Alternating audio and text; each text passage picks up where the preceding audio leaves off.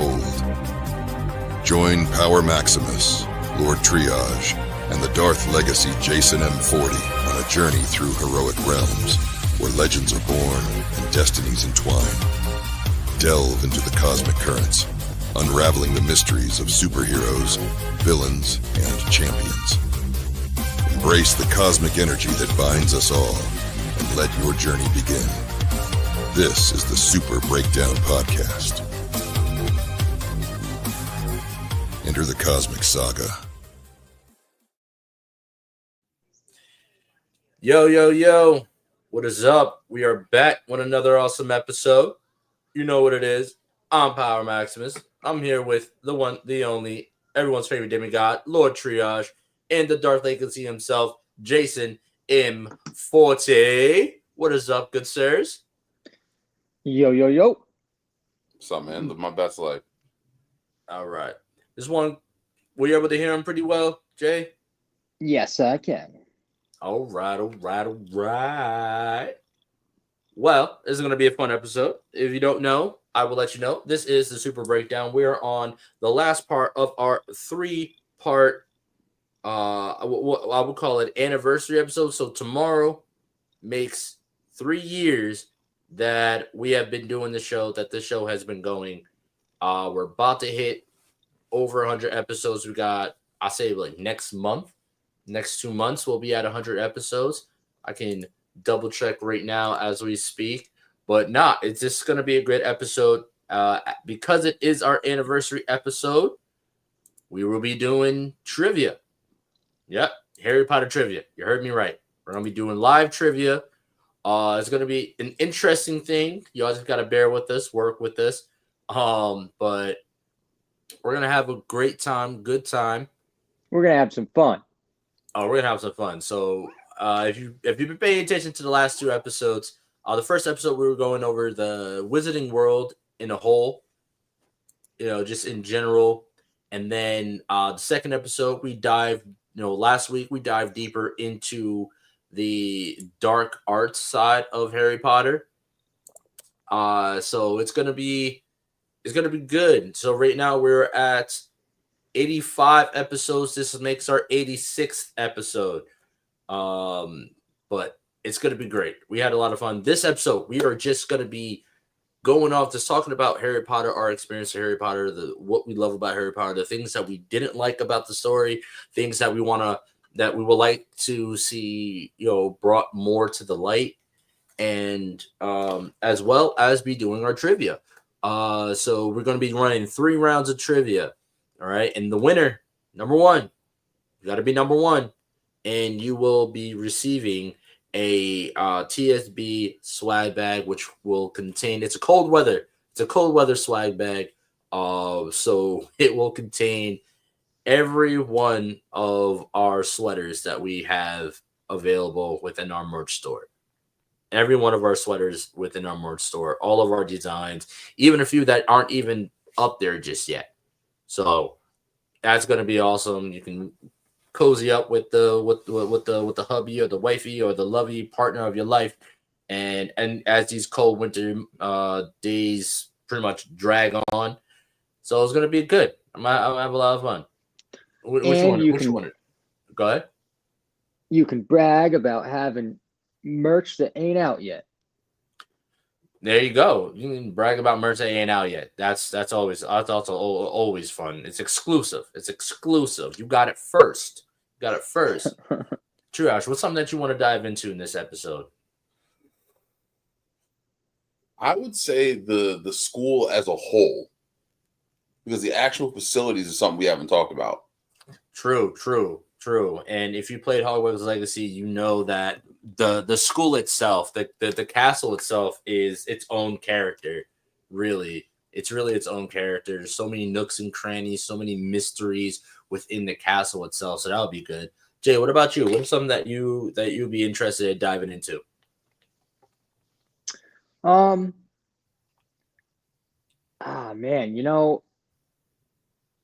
I would be interested in discussing the different wizarding families.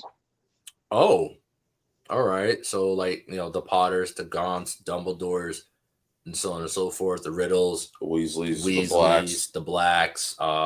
Let's not forget the Grangers. Oh yeah. Yeah, because a lot of people forget that Hermione Granger, she like people think that she's like an anomaly in her family, but there's a strong possibility that her bloodline is magical because you're not just a Muggle and you just have a kid that's magical. That's not the way it works. Somewhere down the line in your family tree, somewhere you have magical blood somewhere. Very true. That is very true. Matt, you have magical blood somewhere, and your family can just keep popping out squibs after squibs after squibs.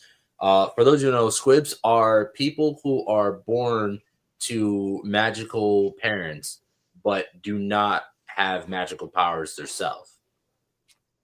Predominant magical powers at that, because out of the majority of the main characters, it was at least the ones that attended Hogwarts with Harry Potter, Hermione probably shows the most promise. Yes. Yeah. Honestly, yes. Yeah, I would have to agree with that. I mean, squibs are like, because think about it, Hagrid was technically considered like a squib. And Filch. Yeah, I think Filch. Well, we don't know because we never really see him do anything magical. Filch. Yeah, Filch. The caretaker. And the one that had the cat. Yeah, with the cat. Yeah. Yes. Yeah. That cat was evil looking. That cat was evil looking. Mrs. Norris. Mrs. Norris. He said, I'll kill you. You killed my cat. He was How ready to hang disturbing for a him over child that to cat. watch. Yeah, that scene was a little disturbing as a kid. You got a cat hanging from the ceiling, blood on the walls. I mean, don't get me wrong. I clearly get it. But for those of you who don't know, his living room is filled with the John Wick posters. Oh man. Yeah, from 1 all the way till 4. So I mean, we can understand the chaos that can happen because the pet gets killed. I get it. Yeah. Oh man. Well, nah, but honestly, no. See, Hagrid isn't a squib. He's not a squib. He's half human, half giant. And he's half human, half giant. But he is magical. We see him use magic from his motorcycle to him starting the fire. But the only thing is he's not allowed to use magic because he got expelled from Hogwarts before he it was so pretty much remember, so there's a certain age that you have to hit before you're allowed to openly and freely use magic outside of the Hogwarts ground. Was it like 15, 16? Yeah, I think it's like 15, 16, the 5th year. I think it's like at when you hit your 5th year, and pretty much you have to essentially within the Wizarding world you have to be considered an adult. So for us it'll be like 18. That's when they're like, all right, you learned enough that you can pretty much like safely use magic outside of the Wizarding world, and that's why Harry got in trouble in which one was it? Prisoner of Azkaban, because he uses no, it wasn't Prisoner of Azkaban, it was after Azkaban. He protects Dudley from the Dementor in the it was Order of the Phoenix. Order of the Phoenix. Yep. He protects him from, he uses a Patronus to protect him, and he got they were like, all right, well, you're expelled, but then he had to go on trial and be like, listen, it was in protection of a non-magical, that's the reason why I used magic. And they essentially he ended up getting acquitted, but it was kind of like on a probation thing. But yeah, that's so I think that's pretty much what happened with Hagrid, because he got blamed for the Chamber of Secrets being opened. Yes, the motorcycle that Hagrid has was Sirius Black. Sirius Black gave that motorcycle to Hagrid, but I remember reading, like specifically, he chooses to put his wand in an umbrella because he, I don't remember the reason. I just remember like Hagrid not having good magical talent. That was one thing. Yeah, he wasn't like really in depth magically, but I also would say that's a part of him not being able to finish his magical education. Look at Ron Weasley. Yeah. Yeah. There's that as well. Seamus was always blowing some shit up. So I mean, the thing I thought that was interesting is that Harry himself debunked the fact that Hagrid wasn't the one who opened the Chamber of Secrets. So was he ever actually exonerated from that charge? I don't know. They never talked about that. They never talked about it after that. Because Hagrid's the reason why Oregon was in the forest, because Hagrid was pretty much, he had snuck him into the castle and was secretly taking care of him when all that went down. Yeah, everybody blamed Hagrid for the killing because they thought it was Aragog. Yep. Now, funny thing, do you know where Aragog came from? A traveler's pocket. Yeah, you know who the traveler was? No. I don't remember. No. It was Newt. Oh, yeah. Commander. Yes. Yep. It was. Yep. Oh, that's funny. Yep. Because he was like, Newt is like, maybe we'll talk about Fantastic Beasts at some point. Maybe we'll talk about Fantastic Beasts. I'd be okay with that. I still got to sit through the third movie, but I'd be okay with that. Oh shit! There was three. So the thing that's interesting is that if you watch The Prisoner of Azkaban, when Fred and George give the Marauders map to Harry Potter, if you look at the map, when they point the map, Newt Scamander's in the castle. No way. Yeah, he's on the map. Oh, damn! shit. How old would he have been at that time? That's a great question, but you also remember Dumbledore was over 100. And that's another thing too. I always thought that was interesting. Was Dumbledore that old because he had been taking in that elixir from the Sorcerer's Stone, or was he just had natural longevity? Because it's never explained whether or not wielding magic affects your lifespan. I know for a fact that I remember reading that Dumbledore was able to he knew spells that invigorated his body and made him stronger, and he used them more in his old age. But I don't know specifically what gave him the longevity of he was like over 150. Yeah. I mean, I'm saying when your boy's making up that elixir of life that can get knocked a few years off. Yeah. If you've seen Nicholas Flamel was like a fucking corpse. It was good Lord. I think it would be being magical, and I think it would depend on how strong your magic is and how strong you are as a witch or a wizard. Because if we look at it, they talk about Merlin very heavily within the games. Within Hogwarts Legacy, they talk about Merlin pretty heavily. And we all know Merlin, Sword in the Stone, King Arthur. And to them, it's actually mentioned to like Merlin. When you actually start that mission and actually find the Merlin trials, your character's like, Merlin? I thought that was a myth. And the lady's like, no, he attended Hogwarts. It's no myth. So he actually existed. So for them, Merlin is a myth. So in order for something to become a myth and a legend, you got to think about how long ago it happened within the world. So I'm pretty sure, and there's other wizards and stuff that are incredibly old as well within Harry Potter. So because you look at, I'm pretty sure McGonagall was near her hundreds too. She had to have been. Yeah. She was a teacher along with Dumbledore during the Fantastic Beasts series. So that's a very strong possibility. Yep. Maybe Dumbledore snuck her some of the that lively juice. I mean, I think he slipped us some Dumbledore juice. That's what I think. Oh, boy. how? What you mean how?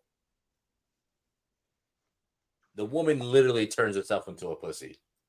Oh, I was going boy. more along the lines of the fact that Dumbledore was in love with Grindelwald, but we can. I mean, yeah, but I'm sorry. That went so far left. So what? Just because he didn't love with Grindelwald doesn't mean that he can't, But you know what? Because Lord forbid, I'm not gender fluid, and I don't. Yeah, you're right. Let's not put no cap on that man's passion. I'm just saying. So when I get that feeling, I need some of that Minerva healing. I'm telling you, bro. You never know. She was what did she teach? Transfiguration. You don't know. Transfiguration. Is actually one of the hardest magics to master. Yeah, I bet you $100. She walk him to that headmaster's office. She wave from wand, bunch of fucking BDSM shit come out the walls. The hell is going on here? I'm just saying, man. Like in the game, they teach you how to conjure furniture and shit in the game. And she like waves her wand, says some shit in Latin that means like 50 Shades or something. Oh boy. It's like McGonagall. That's Mistress McGonagall to use, sister. Oh. Like, oh no. Fox, cover your eyes. Fox, cover your eyes. Oh my. They did dance together in the Goblet of Fire. What was that? Oh, they did dance together in Goblet of Fire. Because you got to understand, I feel like in a situation like that, like, yeah, Dumbledore, he loved Grindelwald, but he knew the person that he had to become. And on top of that, him being in prison in Azkaban, of course, he still has that love for him. He's going to. But I feel like over like that was like from the beginning of Harry Potter to from when Grindelwald gets captured. That's like, what is that? That is something I would actually genuinely like to see them explain, because it might have been done in The Secrets of Dumbledore. But they have never. It's never actually been confirmed, as far as I know, whether or not Grindelwald actually genuinely loved him back. You know what? They have in The Secrets of Dumbledore. They're sitting at a table in a cafe, and they have a very good conversation. And Dumbledore tells Grindelwald that he does love him, and he told him this for a reason, because of the conversation they were having. Mm-hmm. And Grindelwald smiled, did not act surprised, and I forget exactly what he said after that, but it was not met with like denial, I would say. I think what it was is that I believe Grindelwald did love him back, and a part of love is acceptance. I'm pretty sure that you can only conjure and form that thing that Dumbledore had when two people love each other. Oh yeah, it was. They did have a I forget what it's called. Yeah, I forget what it's called. Everyone who's watching, if you know what that spell is called, because we know that Narcissa and Snape made the what the hell is that bond called? Unbreakable vow. Made an unbreakable vow, but that's not the same thing that they did. Mm-hmm. So if you guys know what it was that Grindelwald and Dumbledore, the bond, the pact that they created, if you guys know, drop it in the comments, let us know. But for me, I feel like Grindelwald, he did love him, but a part of love comes acceptance of your partner and who they are. Mm-hmm. And I'm pretty sure Grindelwald knew what he stood for. He knew what he wanted and stood for.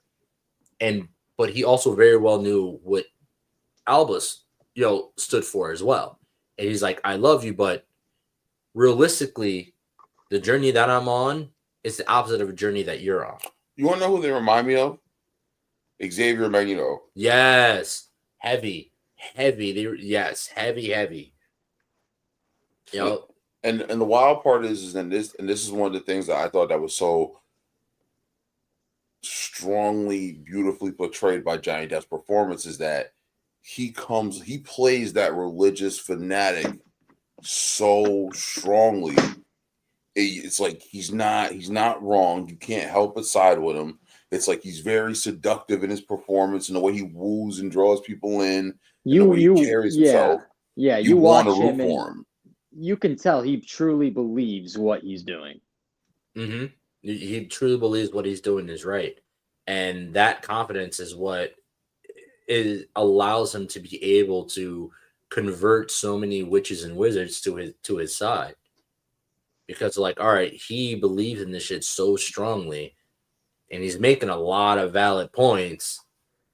Because he made some valid points. Mm-hmm. You know, and again, as when you're a kid, you're like, no, that's bad, that's evil. But as an adult, your mind starts to change, and now you start to look at things like, you know what, he has a bit of a point.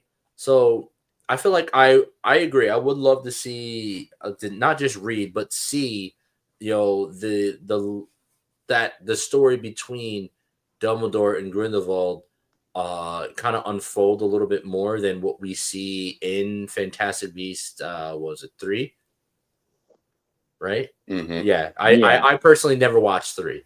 I didn't watch 3. I refuse to watch it. 2. I refused to watch it after they recast Johnny Depp. Yeah, but because they were what was his name? Something Merrick. Oh my god, what is his name? He's an amazing actor. I've seen him in multiple things. I cannot think of his name.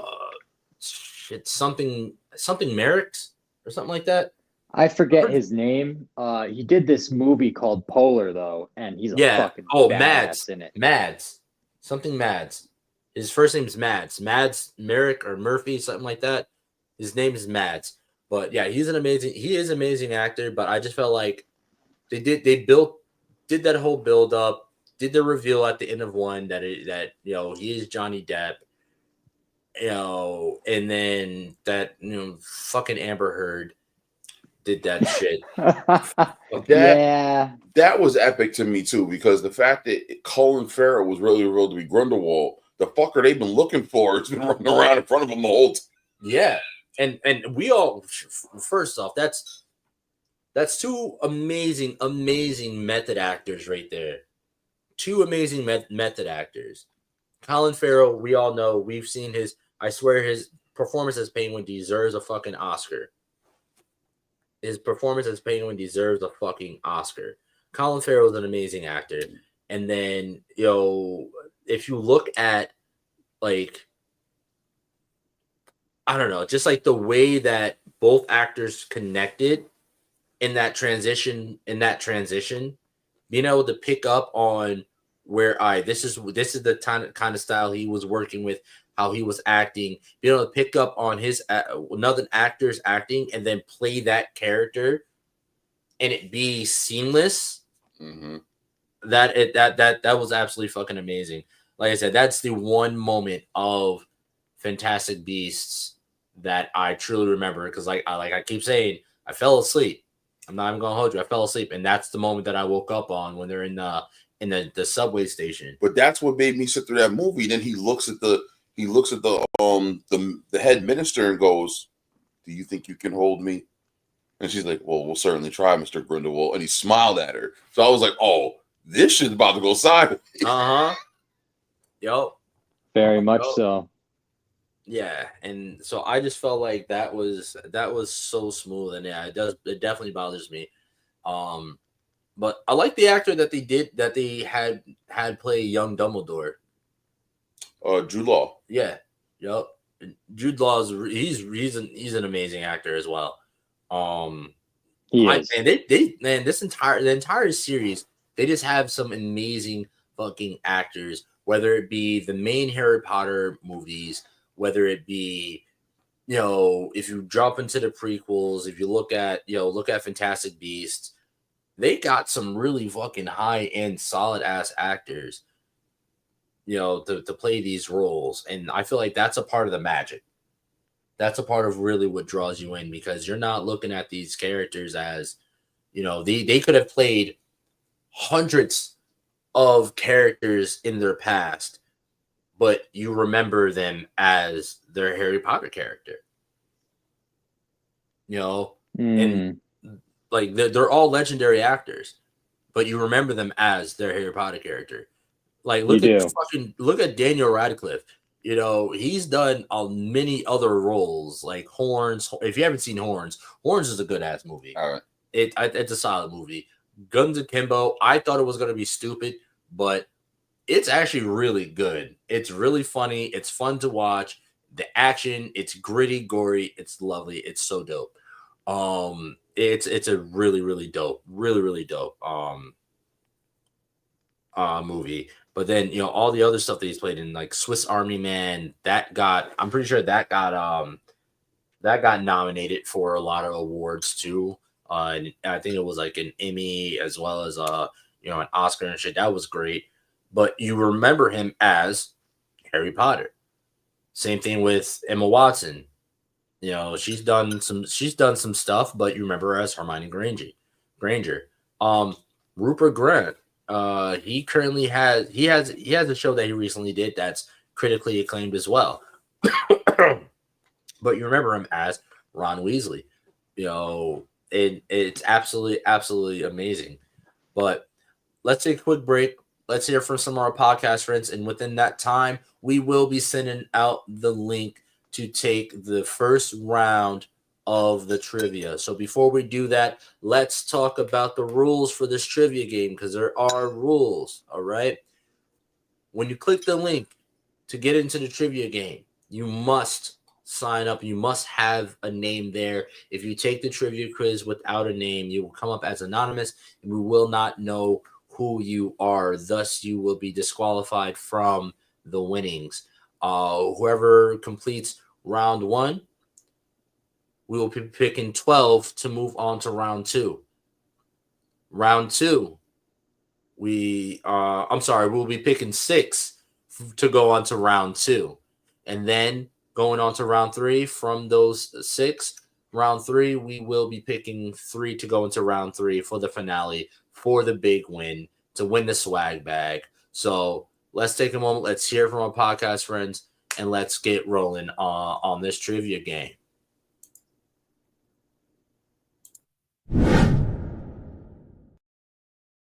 Going on, everybody, Lloyd Jones with Midnight Comics here, and we'd like to introduce you guys to our show, The Indie Breakdown, a show where we break down your favorite indie comic book characters' power, stats, and abilities, and get them ready for an eventual indie versus matchup. All Indie Breakdown episodes go live first on Spotify and on Patreon, with them eventually showing up on YouTube. So if you guys want to check out The Indie Breakdown and learn more from your favorite indie comic book creators, now's the time to do so. We hope you guys decide to tune in, and remember, until next time, midnight is coming.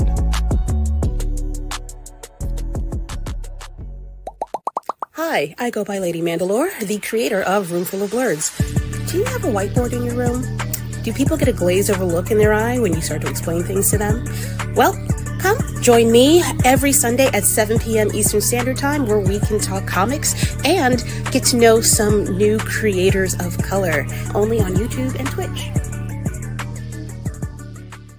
What's going on, everybody? It's me, Calvin, from the Icarus Podcast, and I just want to say that we got new episodes coming next Saturday and every Saturday after that. So all I would have to say from here is keep enjoying the show. You can check us out, www.icarusmetrocomics.com. Check us out on YouTube, TikTok, Facebook, and more. See y'all next time.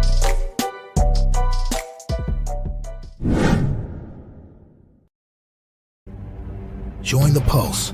We're excited to announce the launch of Heartline Comics' newest line, the Barcode Collection. Our fresh drop just hit the internet and is turning heads. Imagine this.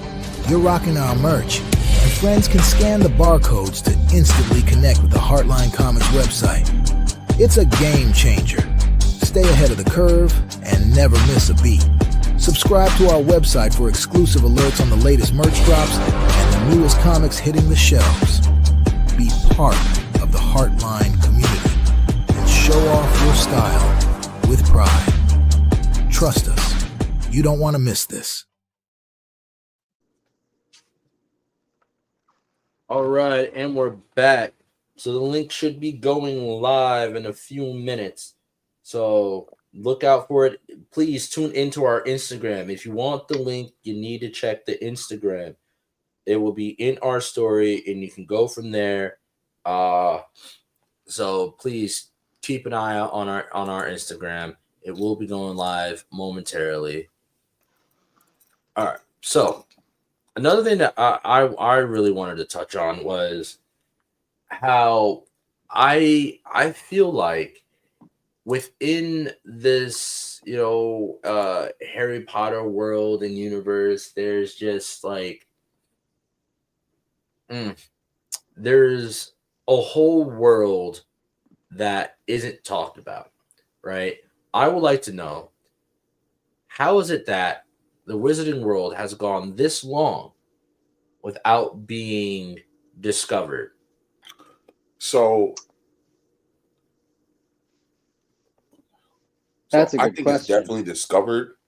I just think it's one of those things because I thought it got revealed in the first Fantastic Beast that there was some connection. Right? Didn't they have Correct. Ambassador or something like Yes. that? A human ambassador? Yeah. There's a minister of magic, and then there's also a minister of muggles that basically works with the minister of magic to make sure that the two worlds never overlap.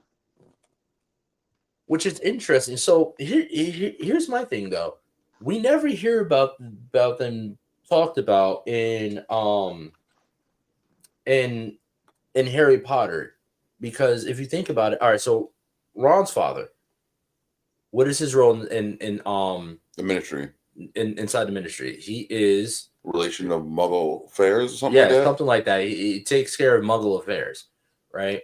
So how does he not know about this? We never hear him talk about it. Shouldn't the person who is in charge of Muggle affairs have some kind of connection with the minister of Muggles or whatever it would be? So I think the issue with that is that the fact that the Fantastic Beast took place in the United States. Wait, because wasn't he in New York? The second one was the second. Yes. And the second one he was in New film York. is in New York, and there's that the Obscurial gets loose and he destroys everything. So Yeah. I think it was the difference between locations, and it's also the difference between time periods. So the whole thing with it being discovered, like, is it common knowledge? No. It's probably one of those things like with the Men in Black. Like, there's people who know, but there's people who know. So it's like the more they keep shit secret, no one has to panic, no one has to freak out, because all we need is a whole thing where there's like, oh, there's a subspecies of humans who can do all this other wild shit. Yeah, we're gonna kill them all. So it's like, I think that's one of the reasons why they panicked the way they did when Newt's commander's suitcase got swapped out, because if the humans found out that there was this subspecies of other people, it's like it's gonna cause this whole big thing. You've seen Sense8. Yes. I think you've seen Sense8? Of course I have. Jay, have you watched Sense8? No, I don't believe so. On Netflix, there's a show that's called Sense8, the number 8, Sense8. Sir, highly, highly, highly recommend that you check that out and watch it. It is such a solid ass show. Only if you guys watch Polar. I believe I have watched Polar before. Probably not. I don't think I've watched it in full before, but I'm pretty sure I have watched it. I'll sit through it tonight. Oh, it's so fire. It's funny too. Oh, Mads Maddock. Yes. Mads Maddock. Medelson. Medelson. It's Metal. Yes, Medelson. Yep, Mads Maddock. That's his name.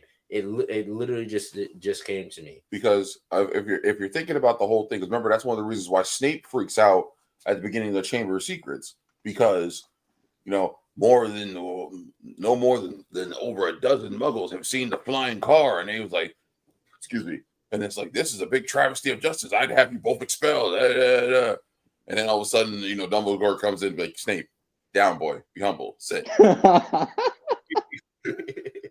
Like it's not that serious. It's nothing that a few mind erasers can't fix, and we got this. Can't expel Harry Potter. Go on, nigga. Nope. So I understand that, and it's also like I think like you gotta said like the whole thing with the Fantastic Beasts, like, and a lot of them shits are not fucking handled properly at all. No. Like, let's be honest. No. Is the giant / wizard taking the spider that grows to be the size of a Hummer into the woods a good idea? I don't think so. Not at all. Next to a school? Nah. Yeah, next to a school, I don't think so, because we see what it's. Here's my thing. So, within Legacy, within Hogwarts Legacy, there's already spiders in the fucking Forbidden Forest is like overrun by fucking giant spiders. Is it really? Yeah, it's like overrun by fucking giant spiders. Like there's giant spiders fucking everywhere. And there's multiple different kinds too. Why does it have to be spiders? Why is it always spiders?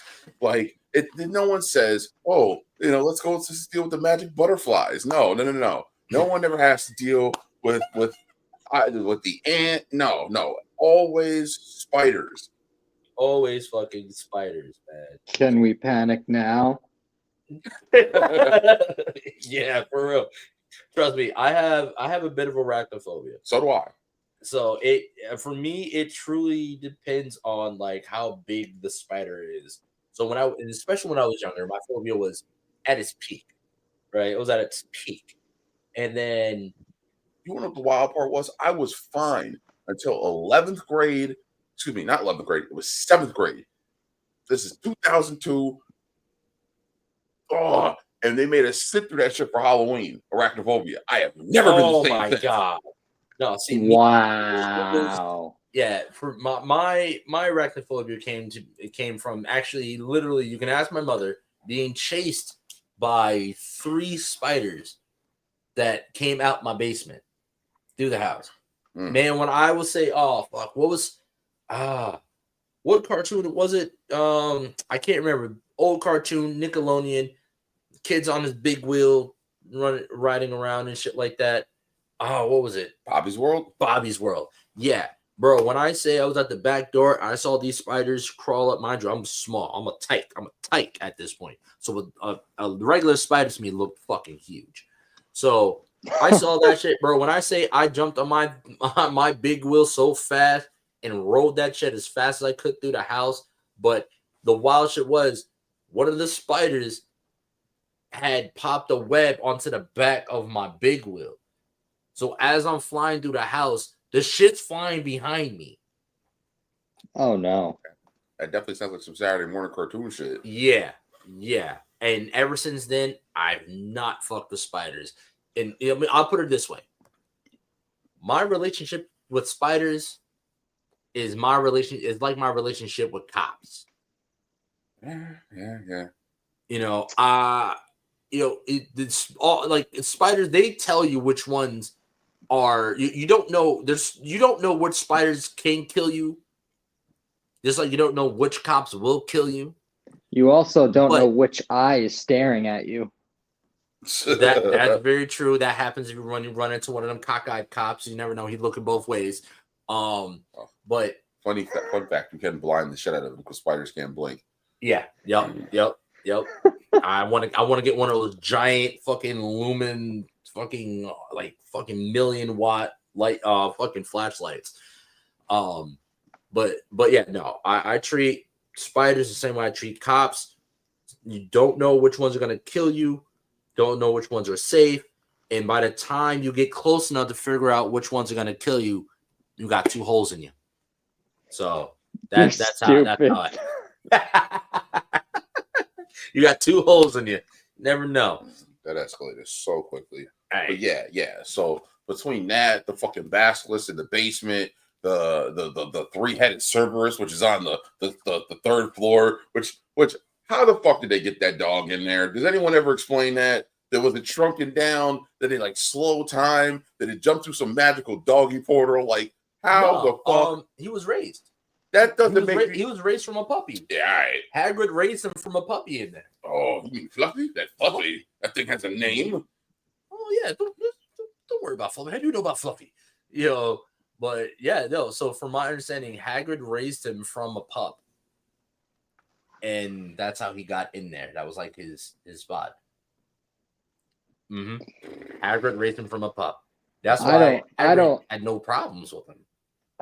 I don't understand how all these things are in a school of children. Right? Let's use a giant 3-headed dog. Let's put it in the school to protect something. Oh, the kids will be okay. It's okay. My question is, why the fuck is there something in there that you need to protect? Shouldn't the kids be your most number one priority? Fuck no. But even think about it, now that's scary. If they have shit that they need to protect the students from in the school, and again, the kids should be your number one priority to protect. That just means that they have even wilder shit to protect the kids. But even then, that's just like, look at the first movie when the cave troll gets let in by Quirrell. Quirrell, yes. So it's like, you're trying to tell me that a cave troll wandered in through the dungeon? How big was the dungeon door? Like, I don't. That dungeon door is big. But even then, why? Why was there a troll? Yeah. That means that there's a whole staff in Hogwarts that controls the dungeons. And they're called slaves. I mean, house elves. Oh boy. They are. Are they not slaves? They're definitely there. Them niggas are not emancipated. Don't let no one tell you different. And the only way you can emancipate a house elf is if their master gives them a piece of clothing. So technically, they're not ever freed. They just change owners. And it just depends on how kind or how gentle said owner is. Yeah, so the owner can give them away to someone else, but as in being free, because they're actually underneath there's an actual spell that keeps them bound, right? And so when they're given that article of clothing or whatever, that's what breaks the spell. That's why Dobby was free, and he can go and do whatever he wanted. But that one master can one master can sell him off to another master. It's interesting because in the books, Sirius Black leaves Harry Potter creature. Yeah. Oh, yeah, that's never once mentioned in the movies. No, it is. That's it is because when he gives him the house, it said the house and everything in it. Yeah, but I don't remember that specifically being shown or mentioned in the movie. I remember they go there because they're looking for answers about the locket. Yeah, when they go back there, Harry is Creature's new master because he actually says it. Because at the end of the day, a house elf doesn't have to do shit any other wizard says. He doesn't. Well, he does have to listen to Harry. That's specifically why he does. Yeah, because Harry's his new master. Said friends to traders in mudbeds alike.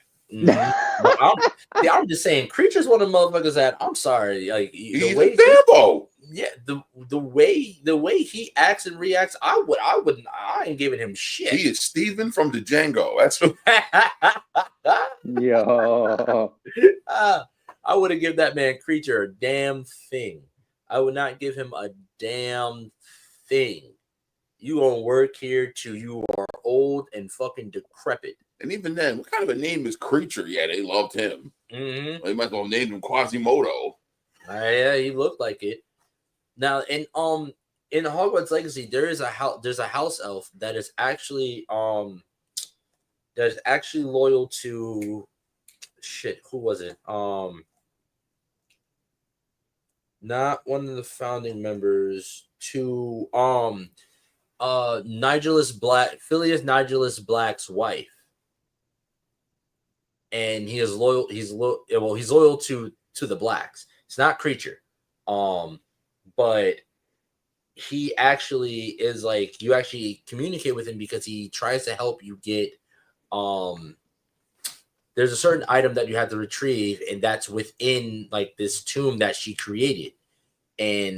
So he's like, "Hey, yo, listen, I want to surprise Master Black with this ring that he lost years ago that has the crest of the Black family on it. You know, I'll help you get into this tomb if you get the ring from me so I can give to him. And so you're like, all right, bet, I got you. Unfortunately, the ring don't end up being there. So he's like, all right, I'll just find something else to make him happy. But he's actually, the house elf is actually missing an ear. And so you have a choice to ask him about it. It's like, yo, what happened to your ear? He's like, oh, this was a gift from Mistress Black. I'm like, what do you mean a gift? He's like, oh, well, you know, I did something and I forget what it was. I literally just played the mission like a few days ago. He did something that she didn't necessarily like. It wasn't bad, but it wasn't what she wanted. And she fucking blew his ear off. Yeah, wow. The Blacks are fucking really shitty people.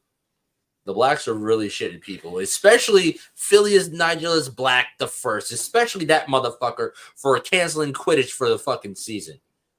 He's the reason why you can't play fucking Quidditch in Hogwarts Legacy. Fuck that nigga. Apparently, it was a game default. It was too much as far as what the game was allowing you to do. There's actually a legitimate reason. No, I know. But fuck Nigellus Black. Apparently, like there's supposed to be like a Quidditch game that's completely separate. Yeah, it's completely separate, and it's not a bad game. I haven't played online yet. It's not a bad game. There is a bit of a learning curve, but it is honestly completely separate. I wish that it was, and it's by different developers too. But I wish that it was connected. EA Sports to it? Was it? EA Sports to it? No. They do every other sports game. Fuck, yeah, man, I would not play that shit if it was by EA. Fuck EA. EA is a fucking horrible, horrible company. What? Did you not like the Star Wars Fallen Order and then Star Wars Jedi Survivor? That doesn't stop them from being a horrible company. They can make all right games. Okay. They can make all right games. They can, but as a company, they're actually done. After this last Assassin's Creed game, no, that's Ubisoft. Sorry. That's Ubisoft. I'm sorry. Ubisoft got work that y'all need to do too. But EA's about to die. They're dropping their last game and then they're closing down. I forget what their next game is, but they're dropping their last game and then they're done. They're done. They fucked up way too much. For those of you, yes, the trivia game is live. Trivia is live. Check our Instagram, check our Facebook. It is live. It is live. In our story, you click our story, it will be up there in our story. Shouldn't be in the story. Yeah, it most definitely should be in it should 100% be in the story. So check it out, and we're gonna have a lot of fun here. We are going to have a lot of fun here. But no, I don't know. I just there's a lot of things. Well, even then, first, all right, let's talk about the castle. Let's talk about the castle. So in Hogwarts Legacy, the castle is fucking massive. It is a legit maze with a bunch of hidden rooms and locked doors, and it is literally a maze. It's a massive map in itself, multiple levels, and it's dude, it's seriously mind blowing. I highly recommend you play this damn game, bro. Highly recommend it. And then, like, even then, so there's times where you'll run past the room of requirement before it's unlocked to you, and you never know that it's there until you hit the mission, and then until you hit the mission and it gets revealed to you. What is this? That's pretty cool. Mm-hmm. Yep. I mean, you get it kind of early on in the game, but you can literally, but until you do that mission, you can literally run past it and never know. And it's lore accurate. The floor and stuff like that, you actually might be able to find the actual location of it. You know, it won't open up to you, but you can find the actual location if you just know your Harry Potter lore. What was the room that they went into that had all the massive amount? It was like a big ass storage closet. Yeah, that was the room of requirement. But that was when requirement. That's the room that Harry hides the book for the Half-Blood Prince in. Yep. Because the room of requirement So I'm not going to get the verbiage right, but the room requirement gives any student what they need in that moment. So, but what you learn is that there is a natural state of the room, and it's called the room of forgotten objects or something like that. And it literally, it's filled. It's massive. You can literally get lost in it. It's massive, and it's just filled with a bunch of forgotten shit from the castle for over the centuries. So That's what we see crazy. when they go to find that scene where they're in there and they have to find Ravenclaw's helm or something like that. The Diadem. Yeah, the Diadem. That is the room requirement in its base form. Yep. When you play the game, you actually, when you first go do that mission, you go into the room, and that's the state that it's in. That's interesting. Yeah, it's really, really damn cool. Really, really damn cool. It's really, really fun. But eventually, when you get to the end of that mission, they're like, all right, no, what is it that you need? You need somewhere where you can practice your studies away from other students and be able to catch up, with your potions, your herbology, your beast work, all that. And that's when the room ends up turning into what you end up getting, in the game, which is like your own personal kind of like office, essentially. Interesting. Another thing I always thought was interesting was the ghost. That's something I never fully. Rowena Ravenclaw's ghost? No, just the ghosts in general. Jinx. Like, for example, like Hermione was brewing the Polyjuice potion in the girls' bathroom, and they were like, yo, isn't someone going to come in here? And she's like, no one ever comes in here. And it's like, why is that? Because of Moaning Myrtle. They go, who? And he's like, Moaning Myrtle. And then she jumped out of the sink or some shit? Yep. So it's like, yeah. So it's like, you get Moaning Myrtle's backstory because it gets told to you because it ties into the whole story of the Chamber of Secrets. But there are dozens of other ghosts, and it's like the only one I think even that ever gets explained is Nearly Headless Nick. Yep. So yeah, that's one thing that I've always found interesting is that even in Hogwarts Legacy, there are tons of ghosts roaming around. So my question is, like, what is the qualifications to be a ghost at Hogwarts? Like, do you have to die on the grounds? Do you have to how do you become tied to the castle or to the Hogwarts grounds? Because technically, shouldn't Cedric Diggory's ghost be there? No, because he died in the cemetery. Yes. Oh. And it's also one of those things like, how does how you die affect that? Oh, yes. Actually, yeah, no. In the cemetery, the cemetery wasn't on Hogwarts ground. They transported him to a whole nother place. Yeah. Yes, using the port key.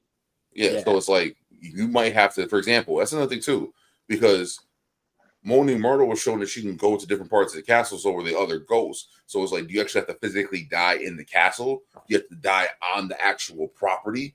Because what does that correlate? Because if that's the case, is Snape a ghost now in the castle? Oh, well, here's the other thing. Dumbledore? Here's the other thing too. Within Hogwarts Legacy, there's ghosts everywhere. Yeah. Even in Hogsmeade, there's ghosts in Hogsmeade as well. Or is that just one of the things where do you have to die and have unfinished business? Do you have to not be satisfied with your life? Like, how does that work? That's never explained. Do the ghosts, is it like a choice? Do they die? Unfinished business, come back as ghosts? Because Nearly Headless Nick's his unfinished business was that his head wasn't fully cut off. Which is fucking insane, but here's another thing that I don't understand too. So in Hogwarts Legacy, there's a character that you run into, and his name is something Jackdaw, right? He was in search of that of those catacombs or that vault that I was talking about for that the Blacks had, right? And in search of doing that, and while doing that, he dies. And he says, I was standing there one moment, and then I felt a slight breeze, and then I was here. Meaning, and when you see him, his head separated from his body. but his ghost, his head's not separated. So is it that he died after his head was separated? And the thing with Neil's head is Nick, he died when his head was partially separated. What's the like the ghosts are very very interesting. I would like to know more about the ghosts. Like I understand I partially understand the portraits. The portraits, yeah, they're interesting too. Because they can move between portraits. If they have a portrait in the castle and then a portrait somewhere else, they can move between those two places. Yes. So I want to know, like, how what is the magic behind that? Are the portraits connected like the wardrobes that's the Death Eaters use? Because that's just like how you see the one portrait that leads out of the castle and it's a tunnel back in. Like, is it one of those things where you just go through and come out, or is it an actual like a long ass tunnel you have to go through? So the way it works for the portraits is like it's literally like a magic thing. They literally can walk from one portrait into another portrait. Yeah. So what you're thinking of is like a portrait that's covering like an actual like access route. That was a new tunnel made into the castle from Aberforth's house. But how did they do that? So it's like, for example, Aberforth had a picture in his house, which he sent to go get Neville, and then Neville brought them back in. Yes, because there was a portrait that was Aberforth's sister. Aberforth told her sister in the portrait to go get Neville. She leaves to go to her other portrait that's at the castle. And her portrait is in the headmaster's office, right? It would make sense. Yep. Because Dumbledore, that would make sense. Yeah. Yep. And again, like they can move between other people's portraits too, not just their own. Yeah, that's confusing. I think that they have to be hung on the same wall, though. Or the portrait has to be exactly the same. I don't know. Yeah, because that would make more sense that if, say, Dumbledore and Aberforth were brothers, and the person in the portrait was their sister, if they had the exact same portrait, and remember how they say all the time, like people aren't always in their frames. So what if she travels between portraits? Yeah, that's exactly what she does. And then in Hogwarts Legacy, you find that as well. There is one. He's not a founder of so they're called keepers, and they're keepers of a ancient magic, right? Secrets of an ancient magic. They have portraits as well. One of them, his name is Rookwood, and he has a portrait that's hanging in this bell tower that is near Hogwarts. He's able to go from that portrait to another he's able to go from the portrait that's in the castle to the portrait that's all the way fucking on the other side of the map, because like you said, it's the same portrait.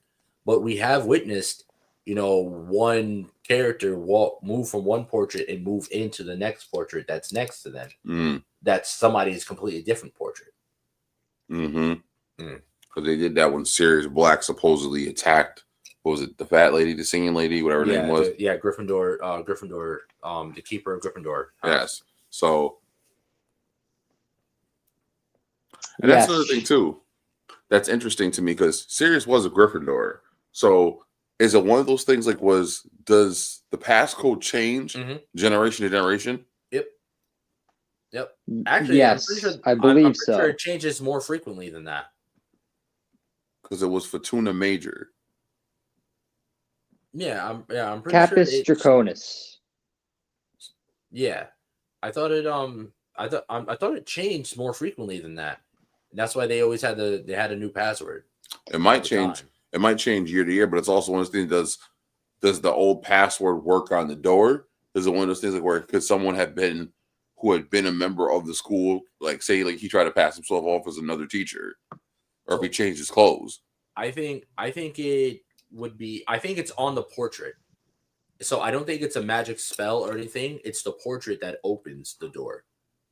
So you have to tell the portrait the password. It's like old school speakeasy. They open the slide. What's the password? You tell them the word. They open the door for you. I mean, I'm pretty sure that's how the portraits work. Well, even then, that's just Gryffindor. That's just Gryffindor. I'm pretty sure Gryffindor's. I haven't played through for the other houses yet. I'm only on the Slytherin house. All right. Slytherins, they don't have a portrait. They're, as we all know, their dorms are in the dungeon. So the staircase, you go down these staircases. And Wait. Their dorm is actually in the dungeon? So the dungeon, so it's not just one spot. The dungeon is massive. Pretty much it's in the basement. So I'll say the basement. So like you go down steps and there's a blank wall in front of you. And there's left and there's right. There's men's bathrooms to one side, ladies' bathroom to the other side. And then as you go down those corridors, you go down even further, and then you're kind of in the dungeon area. But that wall only opens up to Slytherin. So it's kind of how the room of requirement works. There's no door there, but when the right people come up to it, it opens up. Bet you it's a pure blood thing. You know what? That would be that would be a Slytherin ass thing to do. But that's their house saying, because each house has a saying. Yeah. Theirs is our blood is pure. Yeah. So yeah, it would make sense that that would be a pure blood thing. But it's cool because if you look, there's a snake that runs across the bottom of the border of the wall, and then we walk up to the door. The snake moves up, in the middle of it arches, and the door appears. Like it underneath the snake's arch, and you can go in. Honestly, the Slytherin dorms are way better looking than the Gryffindor dorms. My first playthrough was as a Gryffindor. Well, that would make sense. They're all well off. They're all wealthy. Yeah, but just like the aesthetically, bro. Like they're actually, so technically their dorms are underwater because where their common room is, where everyone hangs out and shit, there's a massive glass wall, and through that is underneath the lake. Oh, that's crazy. Yeah. So every so often, if you stand there in the game, if you stand there long enough, you can see the Kraken go by, or the crack. Yeah, that shit scared the fuck out of me. The Kraken will like hit the window with its tentacle.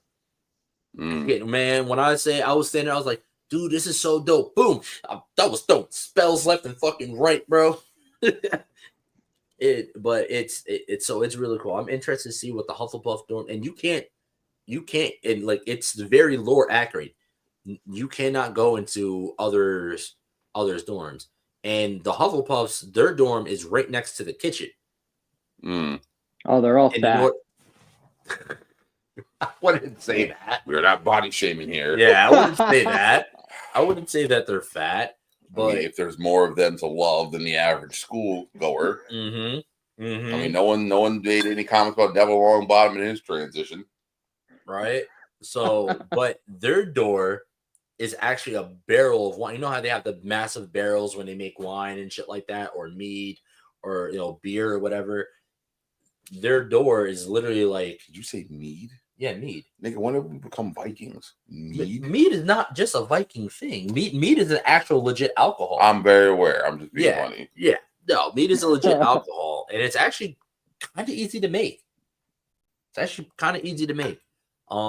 follow this guy who that's all he does is make meads out of random ass fucking liquids. And berries and shit. It's really, really dope. Was it Kingsman? The second one? Where they did that? What, they made a mead? No. Where they use like the giant barrel as like a door. I think so. Because they were the statesmen, remember? And they were all thinking alcohol. Yep. Absolutely, yep.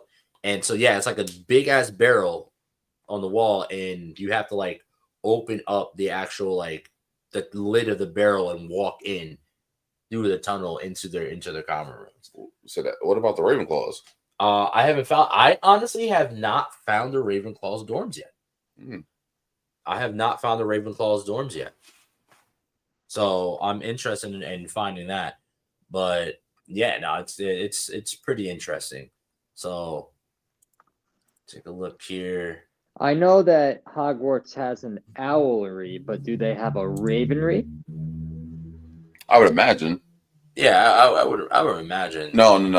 I'm thinking Game of Thrones where they use ravens to send messages because in Hogwarts they started to send owls. So maybe not. Yeah, that's true. Like I would see because like the Ravenclaws are supposed to be the ones that were really intelligent. Yep. So it's like I would think like there should be like next to the library or something. Maybe. Yeah. Where's the Gryffindor common room? It's one of the spires. And then there's the staircase. Yeah, the staircase. One of the staircases leads to it. Well, actually, in the game, it's located differently, but there is the same portrait. It is the same exact portrait, as in the movies. But like you have to like go up a bunch of stairs, and there's like a platform or whatever that a bunch of kids are chilling on. There's a hallway that leads straight down, and in the hallway, there's the painting hanging there. But their common rooms are actually inside of one of the spires. Like the little pointy shits on the side of the castle. Mm-hmm. Yeah. Their dorms are one of those. I can't remember the exact directions, but yeah. Yep. But no, let's take another quick break and we'll take a look, check on these quiz answers and see who's actually been running the quiz. Let's do it.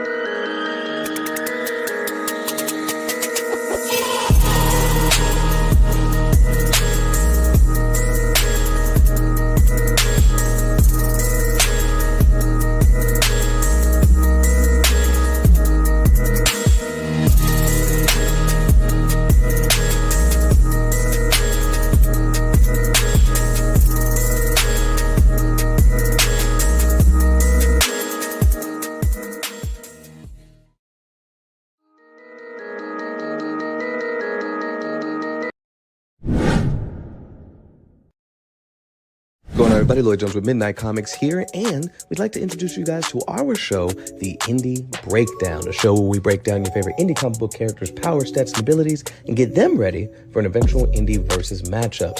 All Indie Breakdown episodes go live first on Spotify and on Patreon, with them eventually showing up on YouTube. So if you guys want to check out the Indie Breakdown and learn more from your favorite indie comic book creators, now's the time to do so. We hope you guys decide to tune in, and remember, until next time, midnight is coming.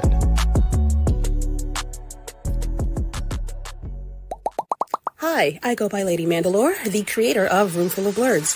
Do you have a whiteboard in your room? Do people get a glazed over look in their eye when you start to explain things to them? Well, come join me every Sunday at 7 p.m. Eastern Standard Time, where we can talk comics and get to know some new creators of color, only on YouTube and Twitch. What's going on, everybody? It's me, Calvin, from the Icarus Podcast, and I just want to say that we got new episodes coming next Saturday and every Saturday after that. So all I would have to say from here is keep enjoying the show. You can check us out, www.icarusmetrocomics.com. Check us out on YouTube, TikTok, Facebook, and more. See y'all next time. Join the Pulse. We're excited to announce the launch of Heartline Comics' newest line, the Barcode Collection. Our fresh drop just hit the internet and is turning heads. Imagine this, you're rocking our merch, and friends can scan the barcodes to instantly connect with the Heartline Comics website. It's a game changer. Stay ahead of the curve and never miss a beat. Subscribe to our website for exclusive alerts on the latest merch drops and the newest comics hitting the shelves. Be part of the Heartline community and show off your style with pride. Trust us, you don't want to miss this.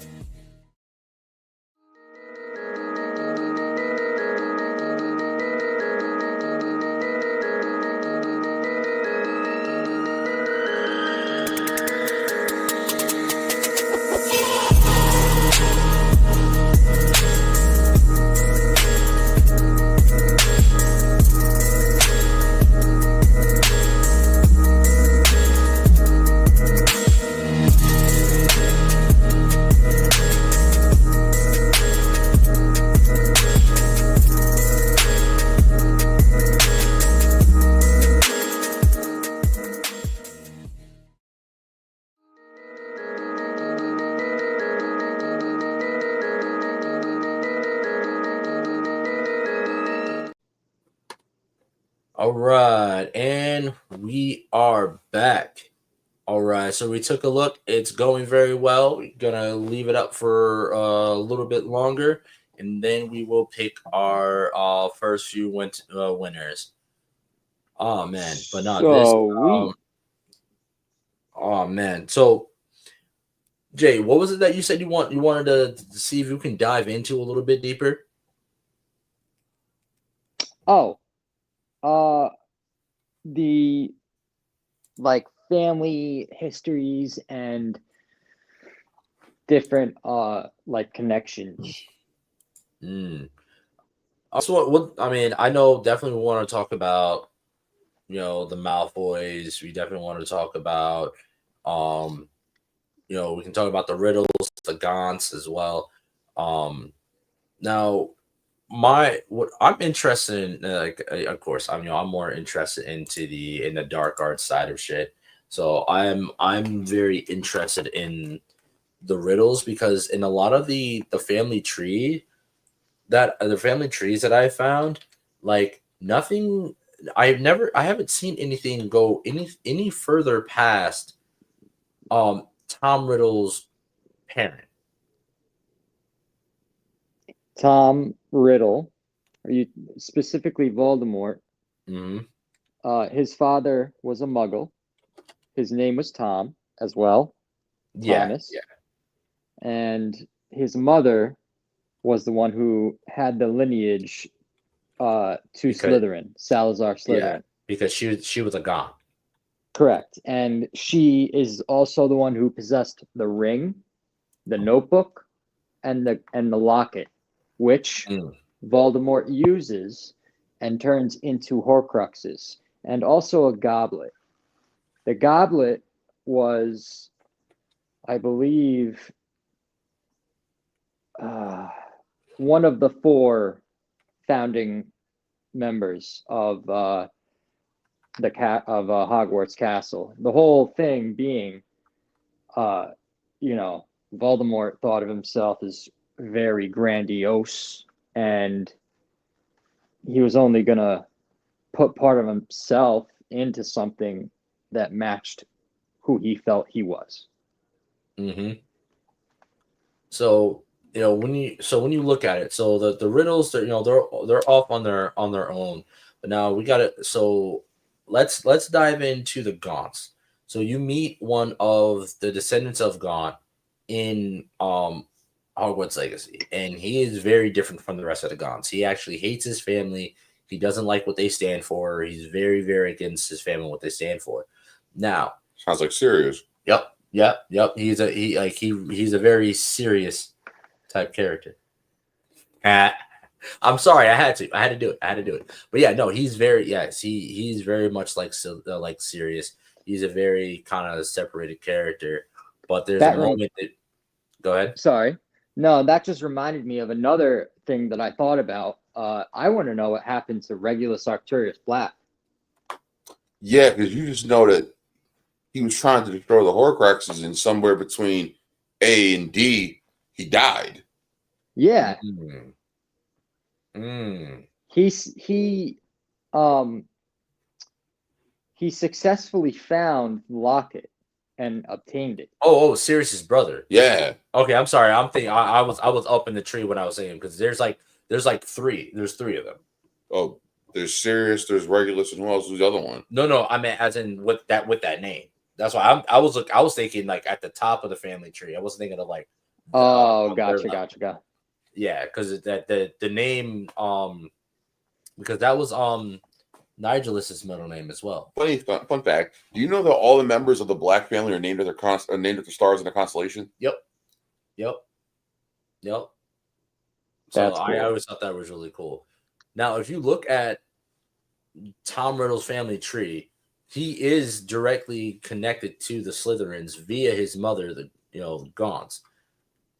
But the Gaunts are also related to the Peverils, however you say it. The who? The Peverils. Peverils. Okay. Yeah. So one of the families that held one of the Deathly Hallows. Ah, yes. He's related to Cadmus, and I can't remember. He's related to the oldest brother. Yep, the eldest brother, who was the one that had the what's the wand? Yeah, the wand. Yep. And their families at some point in time come together. Salazar, Slytherin, and Cadmus, their families come together at some point, and they end up creating the Gaunt House. And then so Tom Riddle specifically Tom is he's directly related to Corvinus Gaunt and their child Marlevo Gaunt. And if I think what is his name? Ominous, whatever his name is. He's directly related to Marlevo. Omnius. Yeah. That's why Voldemort's middle name was Marlborough. Yep. Ah. Yep. Because Marlevo is Tom Riddle's grandfather. Or no, his grandfather. On his mother's side. Yep. So I thought that was pretty cool, because I wish they would expand on these family trees a little bit more, especially with all the characters that we meet within Hogwarts Legacy. That would be really, really lovely. Especially because we meet an actual living Gaunt. That would be very, very nice. I'm pretty sure, let's see, he died in the late 1920s, and Hogwarts Legacy takes place in the 1920s, because it's 100 years prior to everything that happens within Harry Potter. And I'm pretty sure, that's 1920s. We talked about it last episode. I don't remember. I'm pretty sure Omnius, his father, is Marlevo. So that would make him Tom Riddle's great uncle. No, that would make him his uncle if Marlevo was Omnius' father. It's so interesting because I think the whole reason that there's all these relations, like with the Percivals, like both Harry and Dumbledore are descendants of the Percivals, and I think that the family, like the Gaunts and the Riddles, I think all descend. 1 second there, brother. Hold up. You cut out a little bit there. One moment. No problem. 1 moment. We're having just a little audio issue here. Just stand by momentarily.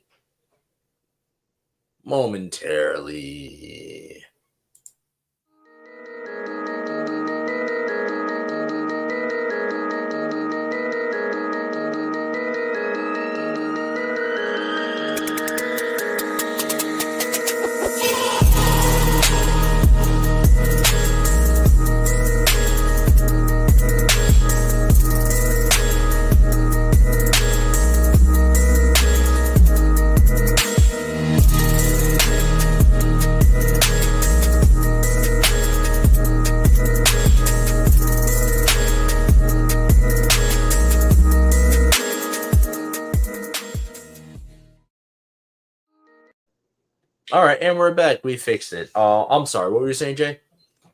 Okay. No problem. No problem at all. So all I was saying was how both Dumbledore and Harry are both related from the Percivals. And is it Snape too?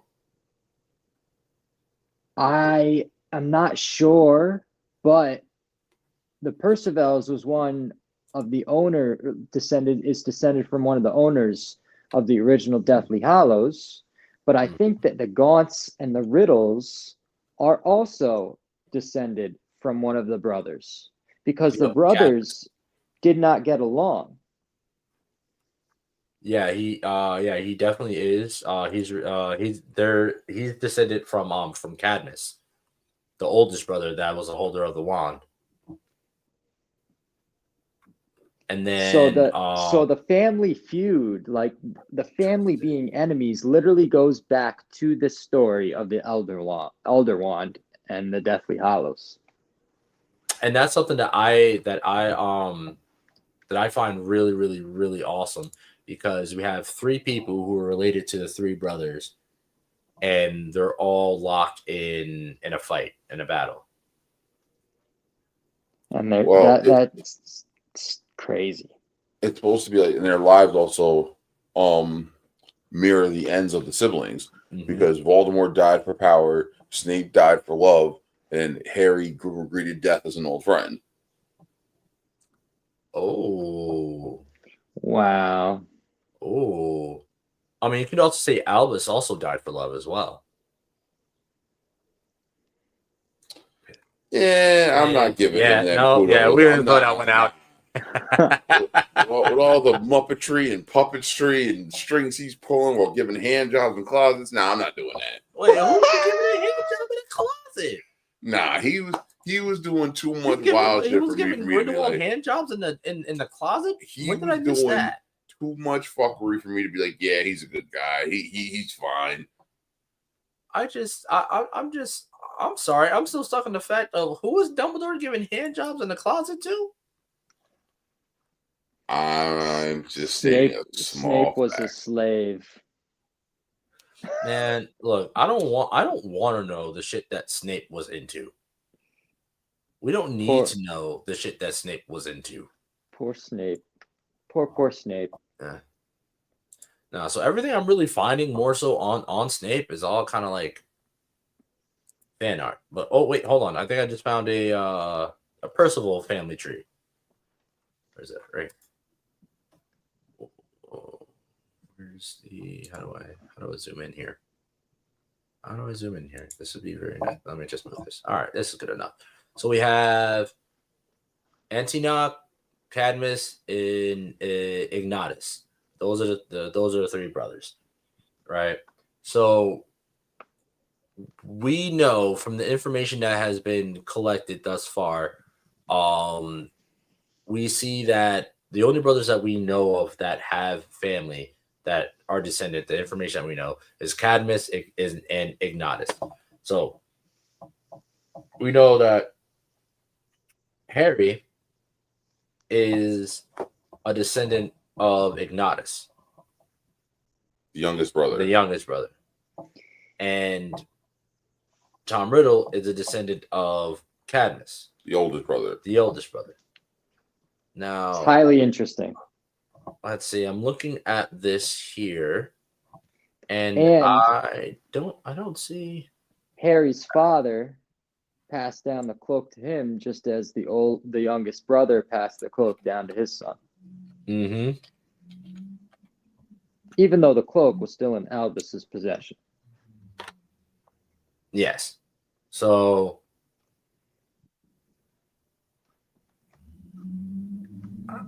let's see. So right now, I am looking into Dumbledore's family tree.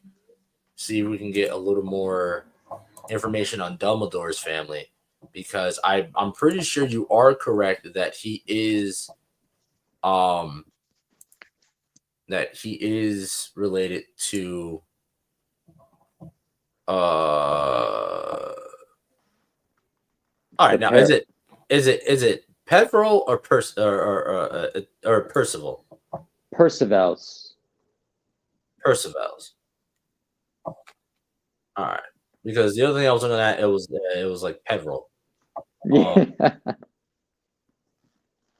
No. So he's related to Percival Dumbledore. Percival is his first name.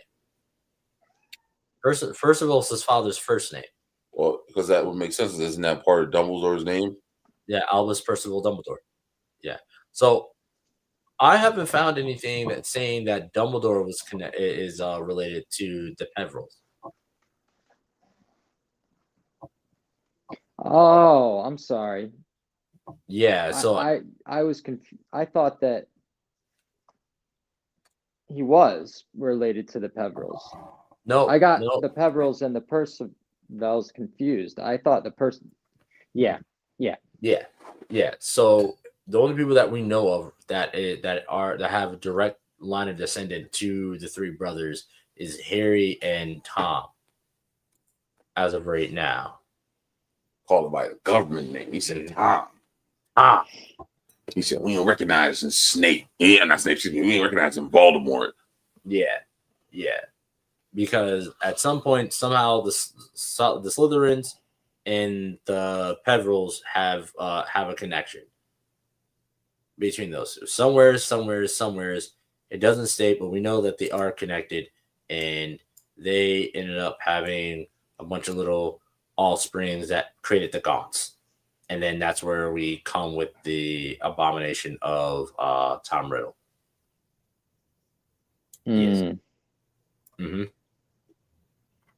But like I don't know. It just these family trees cannot be finished or really completed until they make more of the lore.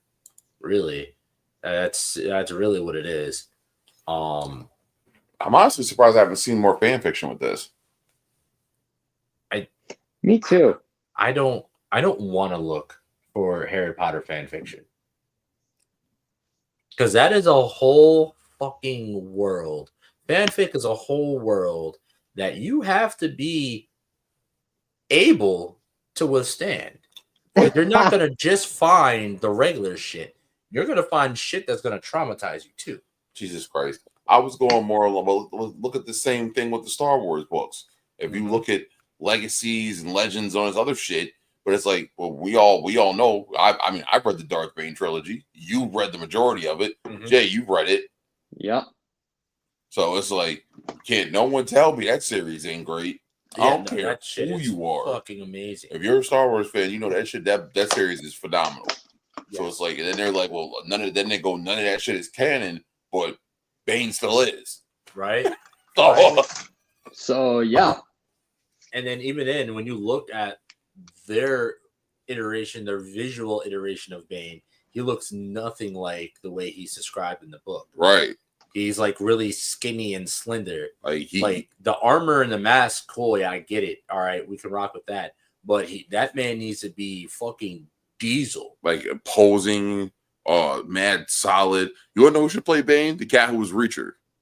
Yeah. Oh man, yes, I can see that. But I'm God. looking for somebody even wider.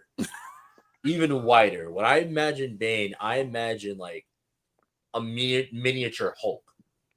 I in my head, I always imagined like a Vin Diesel looking guy, but tall. Yeah, for me, yeah, I would say it's something like that, but again, even like wider, because the way he described, I'm seeing him as like a tall ass dwarf. Anytime you see dwarves in any like in fantasy or something like that, they're short and they're stocky. So imagine that equally stocky, but like he was like 6'5". Yeah, he was huge. Yeah, massive. So it's like, and it's like the whole thing is like they describe him even before he actually takes the title of Bane as being massive, imposing, and solid. They said that of all the miners on Apocalypse, he was the biggest.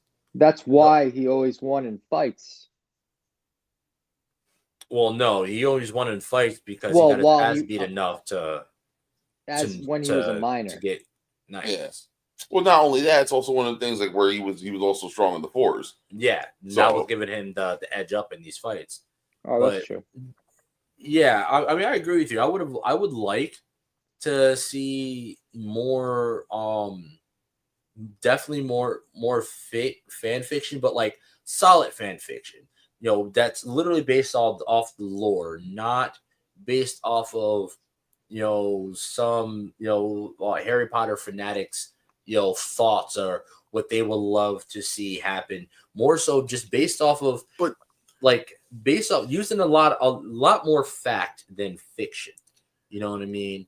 I mean, yeah, I hear that, but it's also one of those things where if you're someone who understands the world, and the lore and everything that goes on. Because if you're someone who is not so, I don't want to use the word fanatic, but if you're someone who's a fan, you understand the culture, and it's like, so that way you can create something that completely fits in the structure of this element, and have it work. As long as there's no like crazy ass out of the pocket shit or some shit that has nothing to do with the story that's added in. Like, I guess that would more so be my thing. I want to see fanfic that makes sense within the world that, you know, they're using these characters from. Exactly. And my thing is too also is everyone who listens knows that I'm big on storytelling. So if you're someone who can do a story and have it be completely confound within the realm of possibility of the material, but my whole thing is like there's too much of like, look at Star Wars. There's too much of a spectrum of what's possible and what's not with the Force. Yeah. So it's like so massive. You have people who survive in the vacuum of space and then rip Star Destroyers off the sky and those other shit. So it's like, where is the spectrum of what's possible and what's not? You're so right. True. I mean, not even just that. Like, look at all the other shit from the books that we find out that Sith Lords have been able to do. Suck the entire life force out of an entire planet and create biomechs using Sith sorcery. You know, being able to, you know, not just sway someone's opinion, but create complete real to them, you know, visions within their head. Sith sorcery, all kinds of. Revan got hit by lightning, pulled it in through his body and threw it back with like 10 times the force and disintegrated the person that threw it to him. Beautiful. Look at Mace Windu and the way he could wield the force with the shatter point. That's never been shown properly in the movie. Yeah. So I would not, but so here's the thing with Harry Potter. I would say the Harry Potter world and like what's possible, what's not possible, I say it's a lot more condensed than the Star Wars universe, because really they're just saying you can fucking do whatever the fuck you want with the Force, really. But I do feel like their magic has a level of restraint. Rationality. I would say yes and say no. I would say yes and I would say no. I think of their magic like the way ninjutsu and genjutsu work in Naruto. Like, you gotta remember, like, compare Orochimaru to Voldemort, down to the whole thing with the snakes. Like, his whole thing was he wanted to master jutsu that was quote unquote forbidden, and the ones that he coveted most were immortality and longevity and eternal youth. Wow. Yeah. That's and then you see the shit he was able to do. So it's like, let's not forget he was also able to create new jutsus as well. So it's one of those things like, was it, oh, this magic's taboo, you can't do it? Or is it one of those things like where you don't have the balls to figure out how it works? You got to remember, there is a restricted section in the library for a reason. And I definitely think it might be the second one there, where it's just like, are you strong enough to wield this magic, to actually do this magic and not have it break you or corrupt you? Like, because that's really what Tom Riddle's problem was. He was diving into magics that he himself was unable to understand and wasn't really strong enough to use, which ended up in his corruption. So do you know why they talk about the whole thing with the Chamber of Secrets being opened? Remember how Tom Riddle, as the memory inside the diary, says that Dumbledore began keeping an annoying eye on him and never trusted him again? The reason why that is because he broke into the headmaster's office, and was reading some of the books that Dumbledore didn't even trust to be kept in the restricted area. That is correct. Like I said, like, if you look at the character, if you're someone who's a Naruto fan and you look at the character of Orochimaru and then compare him to Voldemort, they are phenomenally similar. Yeah, that's scarily similar.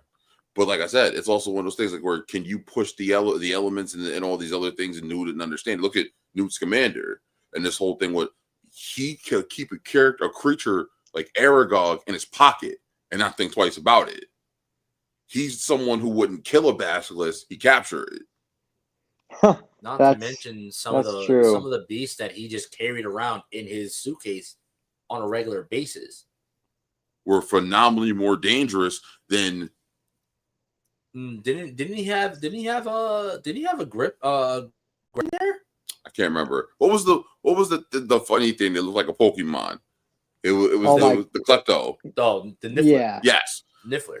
Like, could you imagine that Niffler got his hands on a Glock? He takes the policeman's shiny gun. That is so bad. That is so bad. Like I'm just saying. Hey, man, even in the game, Nifflers I'm pro-gun for anyone who doesn't know. I'm very pro-gun. Yeah. Even Nifflers in the game are little fucking. They really went hard. Right. The Nifflers, you see Nifflers a lot. Mm-hmm. And that's another thing too that's really interesting is all the magical beasts that you see get hinted at, but don't really get quote unquote elaborated on. Like it's explained that a phoenix will come to any Dumbledore in an emergency, mm-hmm. and that the bird is literally the symbol of their house and is loyal to them. Because you see a phoenix come to Credence mm-hmm. because he's revealed to be a Dumbledore, and then Dumbledore had one in his office, Fox, mm-hmm. who he sent to help Harry in the chamber. Mm-hmm. So it's like you have that alone that's in the castle. You have Fluffy, the Basilisk, the fucking large ass spiders in the woods. Let's not forget about the centaurs.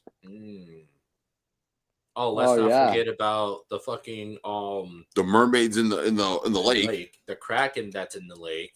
Let's not forget about the fucking Devil's Snare that's in the castle. Werewolves.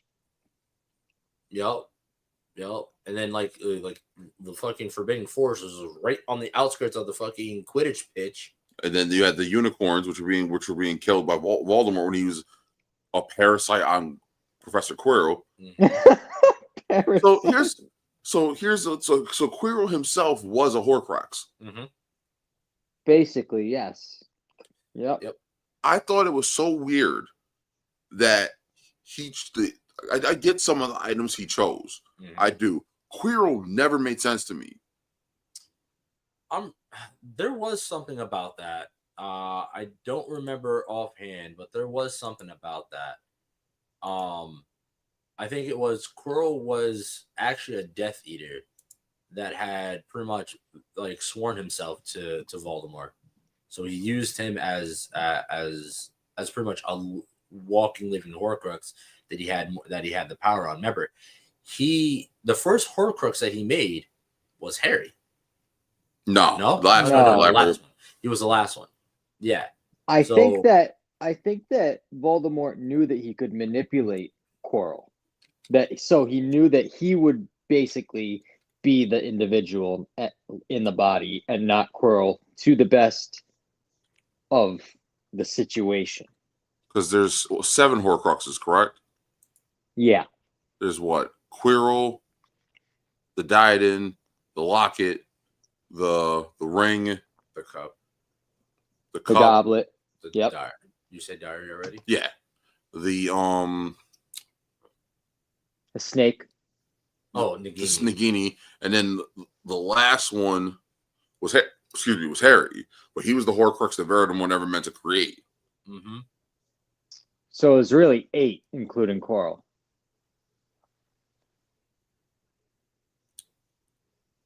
Because he says to him, because is it possible for one to split their soul? What is it, 7 times?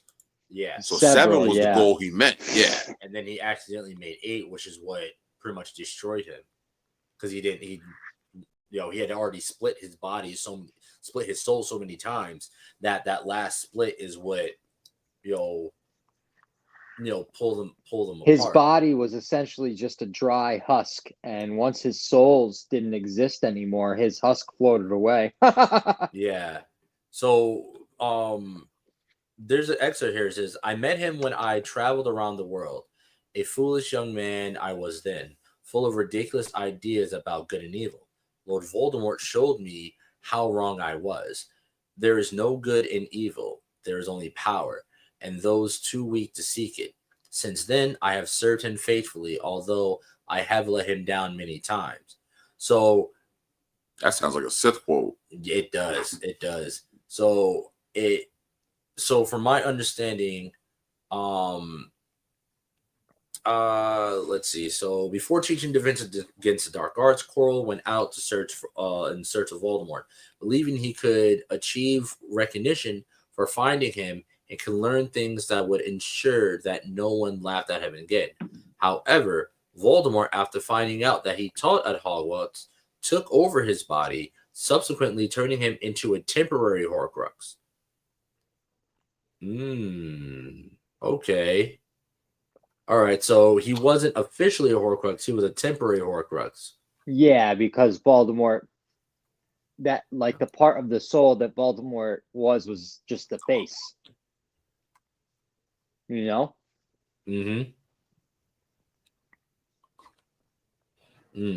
So yeah, so pretty much he was just he was pretty much just a temporary vessel for him. And he was a Ravenclaw, so that's pretty interesting as well. I feel like that's a curiosity killed the cat kind of moment there. But once again, like I said before in our previous episode, your house doesn't necessarily deform or cement the characteristics that you have, because technically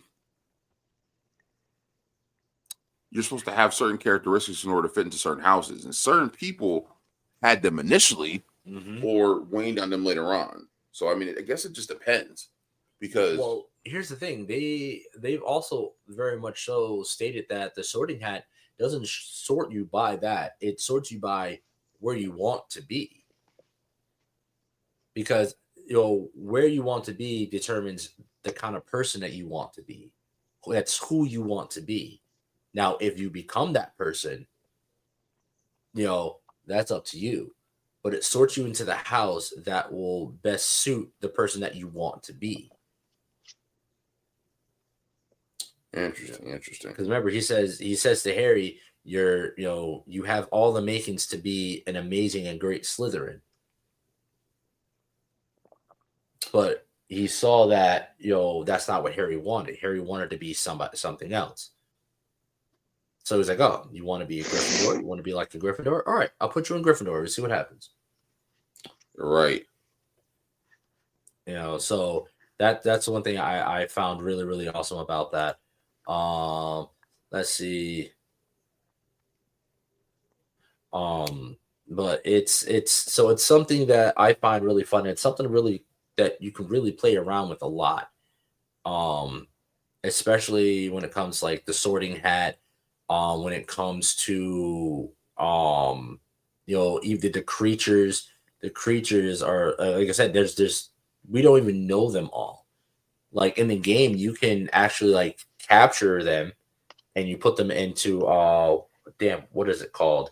Pokeball? No, but you get a bag like Newt. Like that Newt had, and you're able to like pull them in, and then you can release them into not a reliquary. It's pretty much like a big ass terrarium it's like a pocket dimension that when you go back to the room requirement, you get more as you go along. You get like 4 of them as you go along throughout the story, and they unlock as you go through the story. And you can release the beast into this area where they'll live. You feed them, pet them, and then when you take care of them enough, you can actually get like resources from them after you feed them and groom them. So like I have oh, that's cool. What are they called? The invisible shits that you can only see if you've seen death. I forget what they're called. They look like griffins. The Ethereals. Yep, they're called Ethereals. And they're what pretty much they're used all throughout Hogwarts and stuff like that. The characters that move on their own, they're actually being pulled by Ethereals. And we find that out in whatever movie, whatever one of the books where you end up when he meets Luna for the first time. It's Order of Phoenix. Yeah. When you meet her for the first time, and Harry's like, you can see them too, and she's like, yeah, anyone who's seen death can see them. So you got those. You got hippogriffs, unicorns, phoenixes. Keeps away the narvals. Yep. The narval. And then you got nifflers. Shit, what the hell are these things called? They're weird as hell looking, but they're fucking adorable. It's weird. It's so they're so weird because they're weird looking, but in a way they're also really really damn cute. A mooncalf, I think they're called. Don't forget pixies. Oh, pixies, but do we ever really see a pixie? Yeah. We do, right? Fucking Lockhart let him. Yeah. They're like fucking tooth fairies, kind of thing, and they're fucking mad menacing. Yeah. in my fucking Neville Longbottom voice. Why is it always me? For real. But yeah, there's like beasts known as like mooncalves, which, like I said, they're weird as shit looking, but they're also really fucking adorable. Like in a weird way. But then there's so many different beasts that we hear about, but we don't get to see. And it's really, really cool. The world is massive, and I'm personally really interested in seeing where it goes, because that's a big thing, because they're doing the TV show now. Oh yes, So, yes.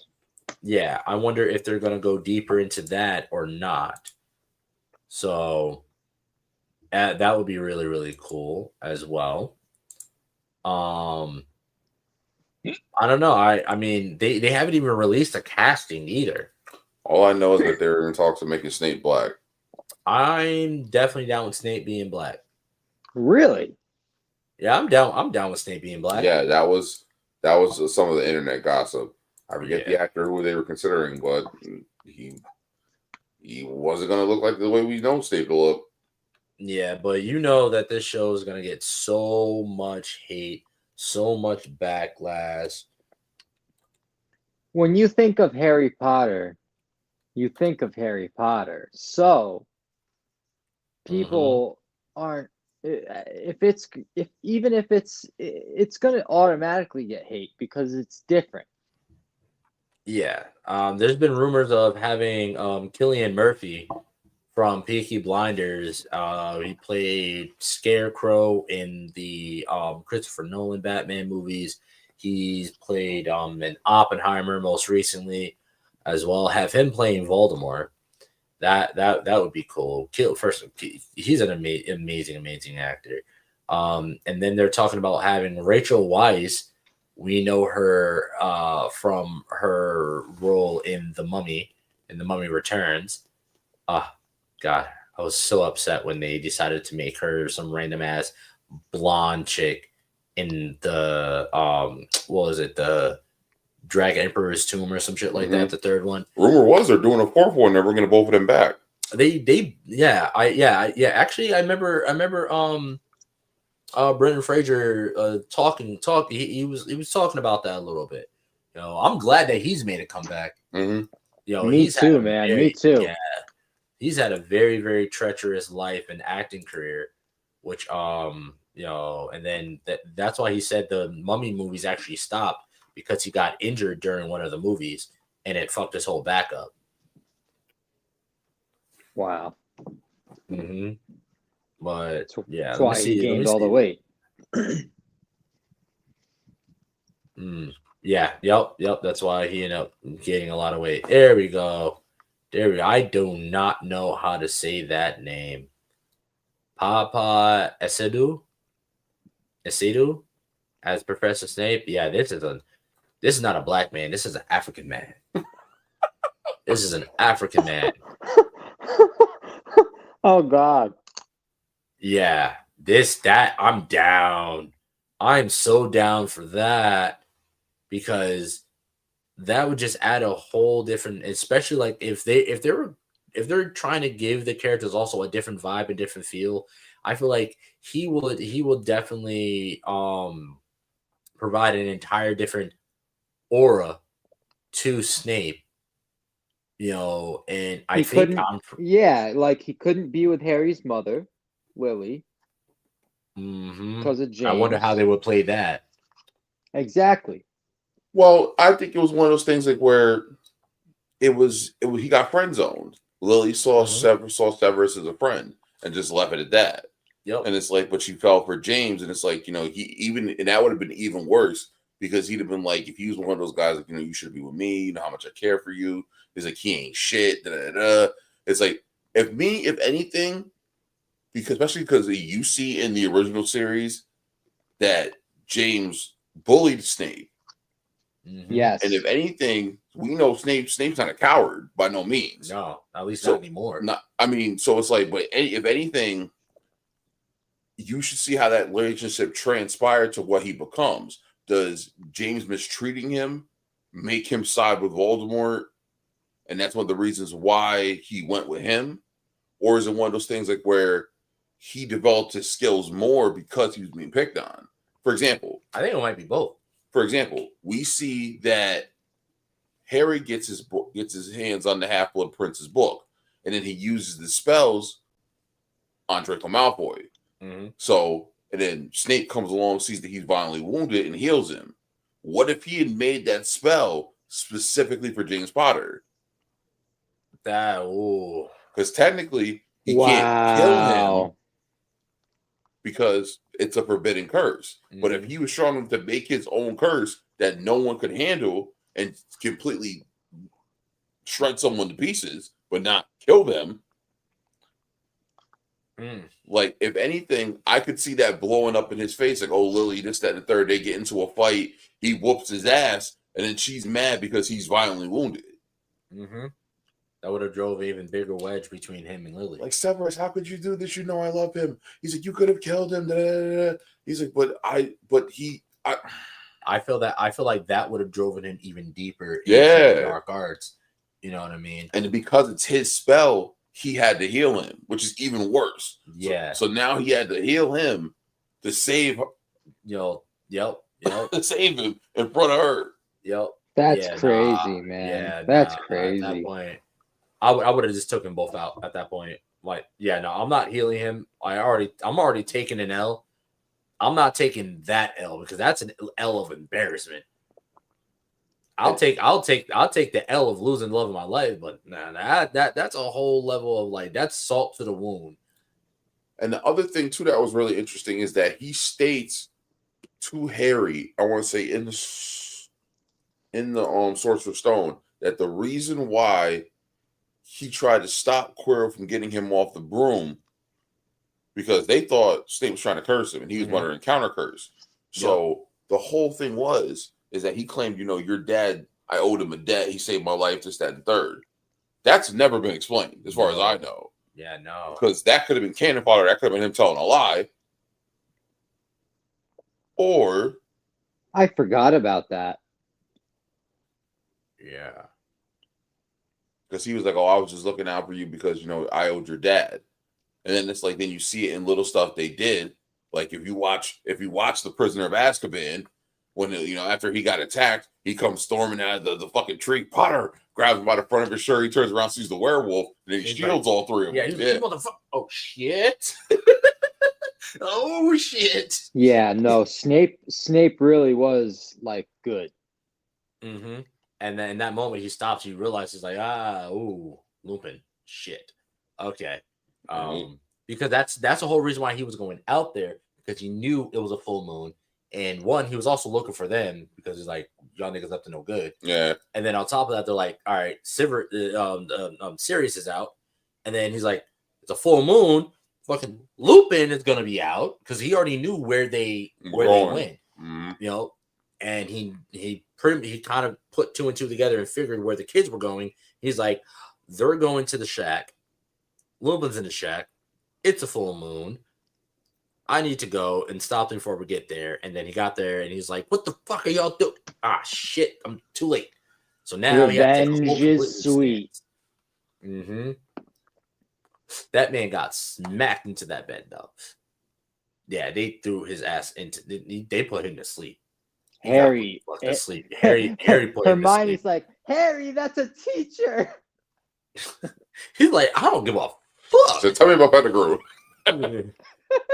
Yeah, he He didn't give a fuck about this nigga. He's like, tell me about Pettigrew. Tell me about this nigga. Who is this nigga? Oh, That's why he's been with you the entire time. That's why Snape grabs him by the front of the shirt. There you are, Potter. Mm-hmm. He's like, you think I give a fuck about this nigga? Stretch my shirt. My daddy gave me this shirt. he might as well hit him with a Mike Tyson uppercut. Like, ha ha. What did he hit him with? I think it was Expelliarmus. That fucking spell. That was that motherfucker. That was a pretty go-to. strong Expelliarmus. Remember, your magic is enhanced by your intent. Yeah. So he was pissed off. He was like, I'm trying to find out about my family. Nigga, move. Boom. Well, you also got to remember, he's potentially looking the person in the eye who's responsible for his parents' death. Yeah. And he literally stated, like, yo, when I see Sirius, I'm going to kill him. Yep. So he had every intention of doing that. Yep. And then it's like, hold on, wait a minute. What do you mean there's more to the story? Somebody clarify. Yeah, you better start talking right the fuck now. Start talking right the fuck now. Oh, I'm going to hand you over to the Dementors. Nah, nigga, well, I need some answers first. Mm-hmm. Ah. Mm-hmm. Yep. Because I think that some of that it's also some of that Snape didn't know, and that he kind of found out in that moment as well. At least when it comes to Pettigrew. Yeah, because That's true. Because what would be the reason that he would want Sirius to stay away from Harry like that? Oh. That's very true. I can think of three main reasons. One, he hated Sirius as much as he did James. Mm-hmm. Two, but they all picked on him. Two, Sirius wasn't truly aware of the plan, mm-hmm. because Dumbledore didn't trust nobody else with that information. Yeah, but Snape. So, and then three, it was just one of the things like where he came in at just the right time, because in the book, he's under Harry's invisibility cloak. He was in the room the whole time. Yes, oh, you're right. Yep. He takes the cloak off and was like, "Yeah, this, that, and the third, da da da," opposed to him coming through in the room and disarming them. Mm-hmm. So, here's the thing about Snape. So Snape's supposed to be strong. He's a strong wizard, you would say. So it's said that like you in your wizarding training, you get to a point where you no longer need to verbalize your spells. Snape was also a master of something called legitimacy, which was a form of magic where you can tell if a person is lying and where you can also hide your own thoughts and intent. Mm-hmm. Oh, okay. Which is why he was so good undercover. And Albus used him. You want to know something in hindsight that doesn't make sense to me? Why was he just not made Defense Against the Dark Arts teacher? Because I think that would have been too on the nose. I think that's why if you think about it, it's did not let him, because that was the one way Snape wanted it, because that was the one way he could fight against what he hated, what he was trying to do. But even then, I think it was more on the other side of Albus didn't trust him fully yet, because you remember that's like saying, all right, you're a recovering alcoholic, you're going to be the manager of my liquor store.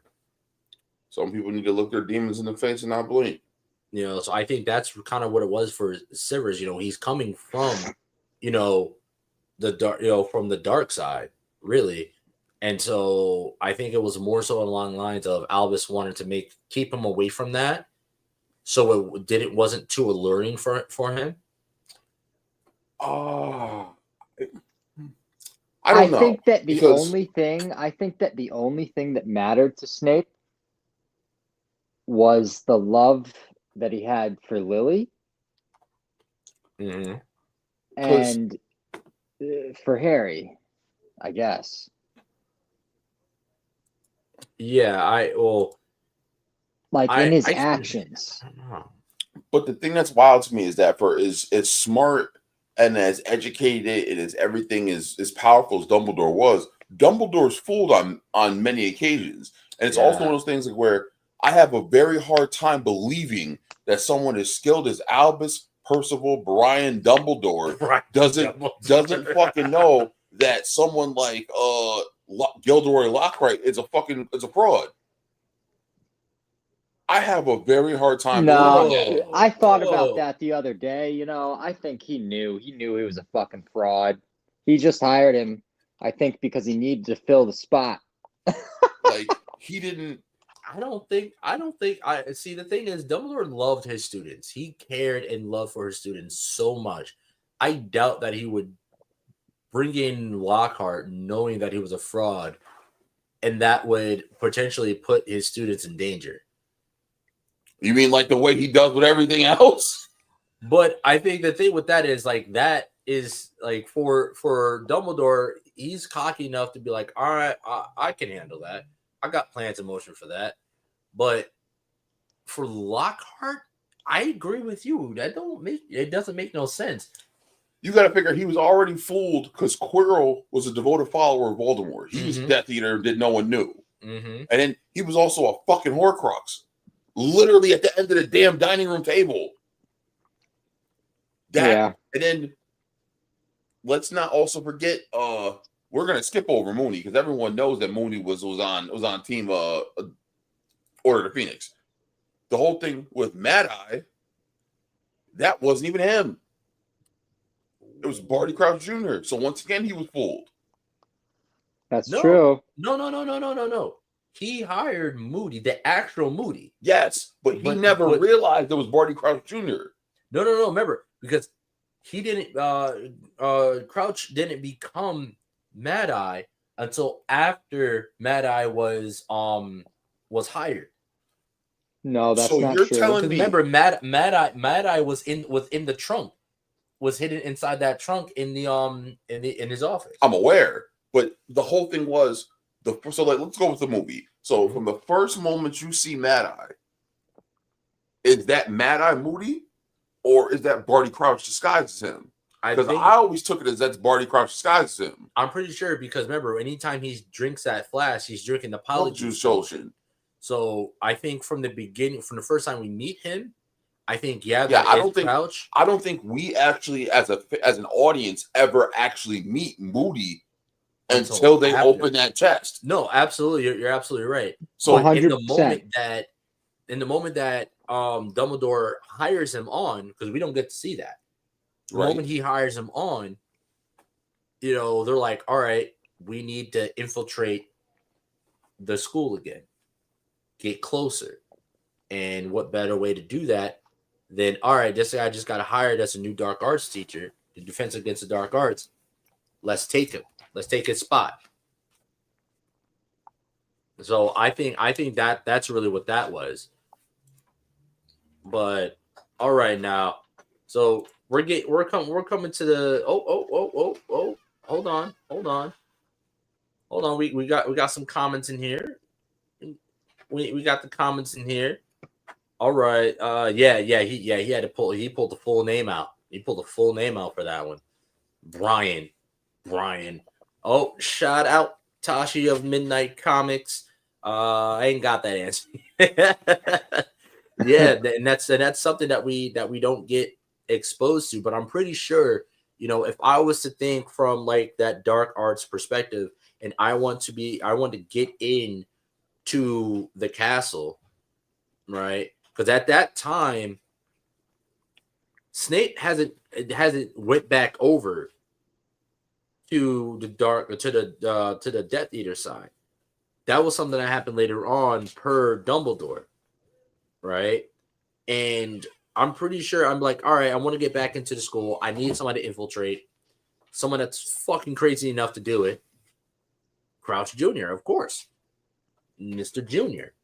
So that's the only thing I can think that. How did he get Azkaban? Oh, there's actually a Shit, I actually read something up recently about it. All right. Oh, okay. Here it is. I'm not going to get all the details right, but so because his father was on in the ministry, right? He was like on the council. So his father was actually working as a double agent as well. So what ended up happening is he had his mother come and visit him in Azkaban, right? She took a polyjuice potion and posed as him, and he took a polyjuice potion to pose at her. So when he got put back in his cell, it wasn't his mother that got, it wasn't him that got put back in his cell. It was his mother, and he walked out as his mother. Oh. Yep. Mm-hmm. Wow. Because he just says it in the movie. He was like, yo, he goes, you know, contact Azkaban. I think they'll be happy to know that they're missing a prisoner. He's like, oh, I'll be welcome back as a hero. Mm-hmm. Because his father made his mother pretty much take the rest of his sentence. That's what in Jesus Christ. Yep. Wow. And then Barty Crouch Jr. kills Barty Crouch Sr. Yep. Junior didn't give a fuck about either of his parents. Once again, that religious fanatic. Mm-hmm. Ain't nothing worse than the power of belief, man. Mm-hmm. Yo, I might have said this before, but I've seen it. But I've said it on many occasions when I talk to people about this type of stuff. I watched this documentary years ago. It was called Unforgettably Evil. And they go through all these great villains in cinema history. And the one dude was talking about the whole thing with the fanatical cult leader. And it's like, you see that in society, whether it be Manson, Jim Jones, and it's like, you see it with certain religious groups or certain belief systems. And it's like, all you need is that one person who makes the depowered feel empowered, who starts questioning society and the way things are going and stuff that's going on. And then you see these things start to play out, whether it be in politics or religious groups. And it's like, what's going on here? Mm-hmm. And then it's like, once that snowball gets going, you look up, that dude's got a whole sermon going. Yeah. And it's because people like Voldemort, people like Grindelwald, they speak to the people, to the masses that feel like they're either unheard, unseen. You know, they appeal to the misfits, to the unloved, to the ones that feel like they've been shitted on or put beneath people. You know what I mean? To they speak to one's inner wants. You know what I mean? Mm. So I mean, like we've seen that in real life. You know, there's a person who is literally on the scale of the most evil people, but this one man was able to take the majority of an entire country and get them to do some evil, heinous things. Absolutely. Right. And we all know who I'm talking about. So, like, we've seen it in real life. And that's why, you know, it's really dangerous, you know, as a society to have discrimination, to have segregation, to have, you know, a group of people that feel like they're pretty much pushed to the side and pushed beneath. Because it's those people that can then become the most dangerous. All it takes is the right person to open their mouth and say what all those people were thinking, and now they're gonna follow him. Oh, this person got the balls to say and do the shit that I don't. Desperation is dangerous. Yes, desperation is very, very dangerous. I mean, you see it like firsthand, like at Falcon and Winter Soldier. Like, look at the Flag Smashers, and the Flag Smashers is one of those things like where Miss Morgenthau wasn't necessarily wrong. He wasn't wrong, but she gave a voice to the people. So I want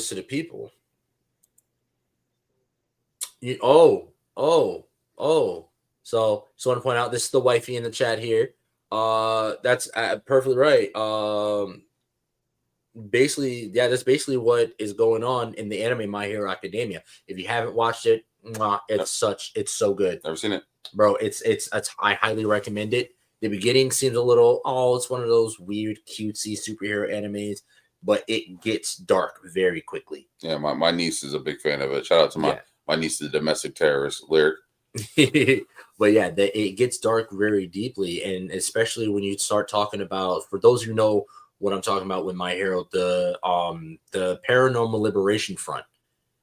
They are, and then also with the I can't remember what they were called. Me and her just watched the episode last night, but there's a group of people who have these powers or quirks, but it fit from X-Men, the mutants that have physical mutations. What are they? The Morlocks. The Morlocks. You know, it put it in the perspective of the Morlocks.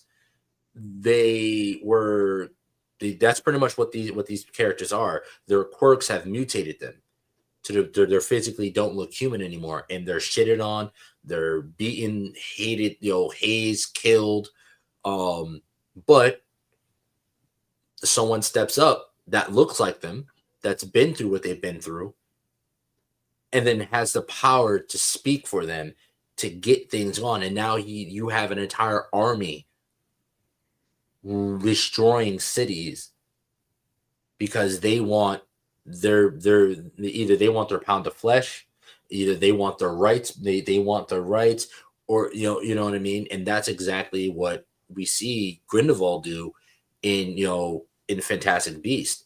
There's wizards and witches that feel like that one either feel like they're being snuffed out because they feel like they're why shouldn't we rule over the Mongols? We have the power. We're stronger than them.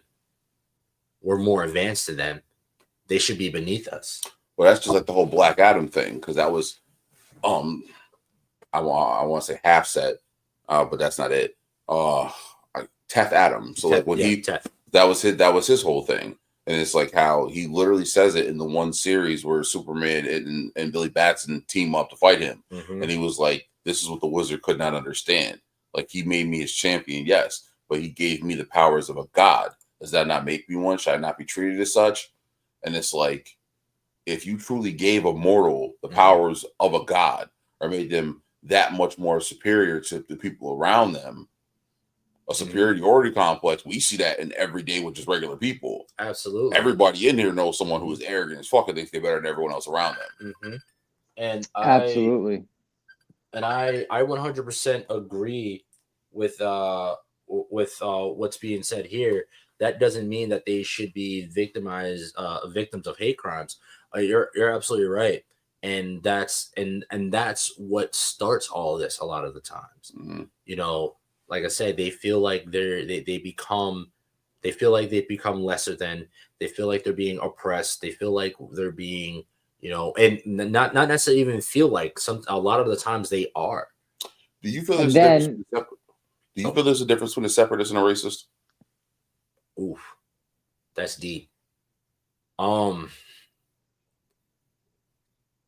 be completely honest, personally, I don't know the full official definition of a separatist. So I wouldn't be able to compare the difference. I know, being a black man in America, I know full damn well what a racist is, though. So yeah. What would you say? So I'd ask my cousin this question, and because he's someone who's very pro-black. Shout out to my little cousin. And we also were bringing this up because racism and pretty much speciesism is a big thing within Harry Potter when it comes to squibs, when it comes to muggles, compared to wizards, or we got half-bloods, mudbloods, purebloods, stuff like that. That is actually a big thing. That is a big part of the society within Harry Potter and the Wizarding world. Sorry, go ahead. So I shout out to my little cousin Corey Tillman. I had a long talk with him one day because he did a lot of traveling in his 20s, and he was like how he's very pro-black. And I told him, like, in your travelings, there's nothing wrong with being pro-black. Just make sure that in the process of you doing that, you don't become anti anything else. So, and elves. And goblins. Yes, too. That was another big thing in there. The Goblin Rebellion. Yes, because the Lord knows they're definitely pissed. But his whole thing was, he said that, in his opinion, that there's a difference between me going, I'm not gonna deal with you because you're beneath me, and I have a sense of being better than you, opposed to me going, I'm not dealing with you because of what your people did to mine. Man, That's very true.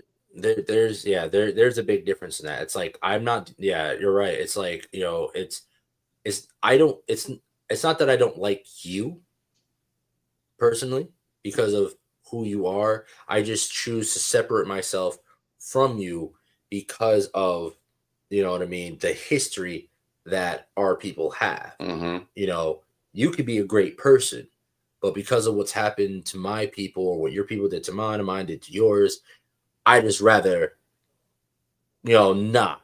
Mm-hmm.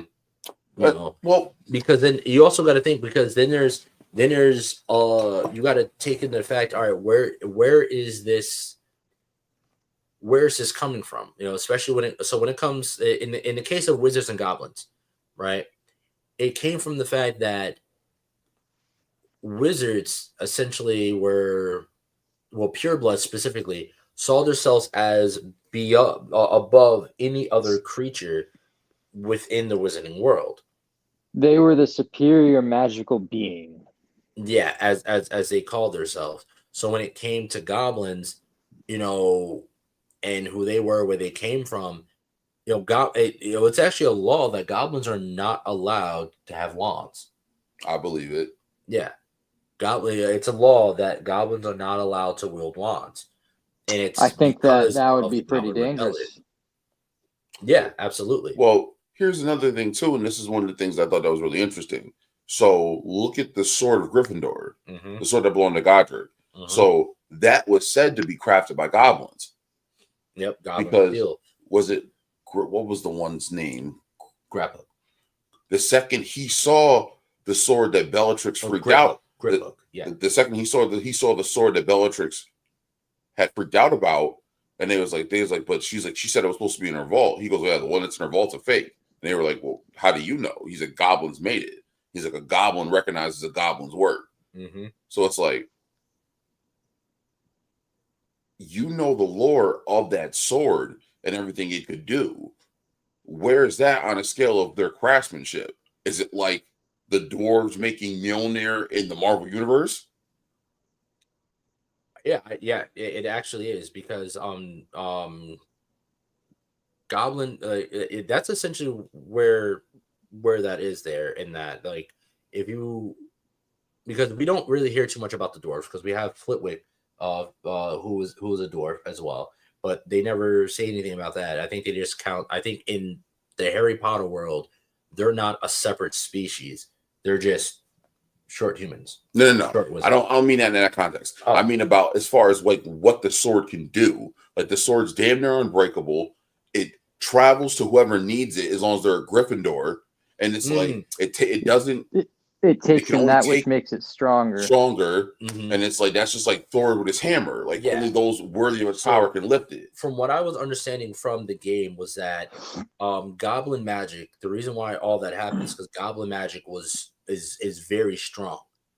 Because there is goblin magic. There's wizard magic, but there's also goblin magic. And goblin magic was rival to wizard magic, and that's a part of the reason why the pureblood wizards were hating on them, because their magic was so strong. And that's why that there was that law that you don't get a wand, because a wand is an extension of that person's power and ability, like an alchemist with their watch. Exactly. So if you play the game, you see what a goblin can do when they get their hands on a wand, because the main villain is a goblin with a fucking wand.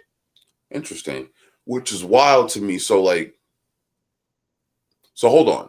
So you're telling me that in the Deathly Hallows, when they give Bellatrix Lestrange's wand to that goblin, you're trying to tell me that whole situation could go sideways right there? Oh, it could have went completely sideways, completely fucking sideways. But that's also but that's also why you can. There's a sense of unease, and that's why Bellatrix was like, a goblin touching my wand kind of thing, like ill, like no, because that goblin wreaked fucking havoc on the wizarding world. Really? With his magic, he was able to control fucking dragons. That's how the whole shit starts. Your character You do see gets them attacked in by the a green dragon. gods. Oh, Yep. That's why I was bringing that comparison between dwarves in, like, let's say Lord of the Rings and goblins in Harry Potter. The goblins in Harry they're dwarves. They're in charge of the gold. They have a connection with dragons. Their magic is fucking incredibly strong. They're crap, and that's why goblin steel, goblin made weapons, a goblin made armor is held in such high regard because it's the strongest. And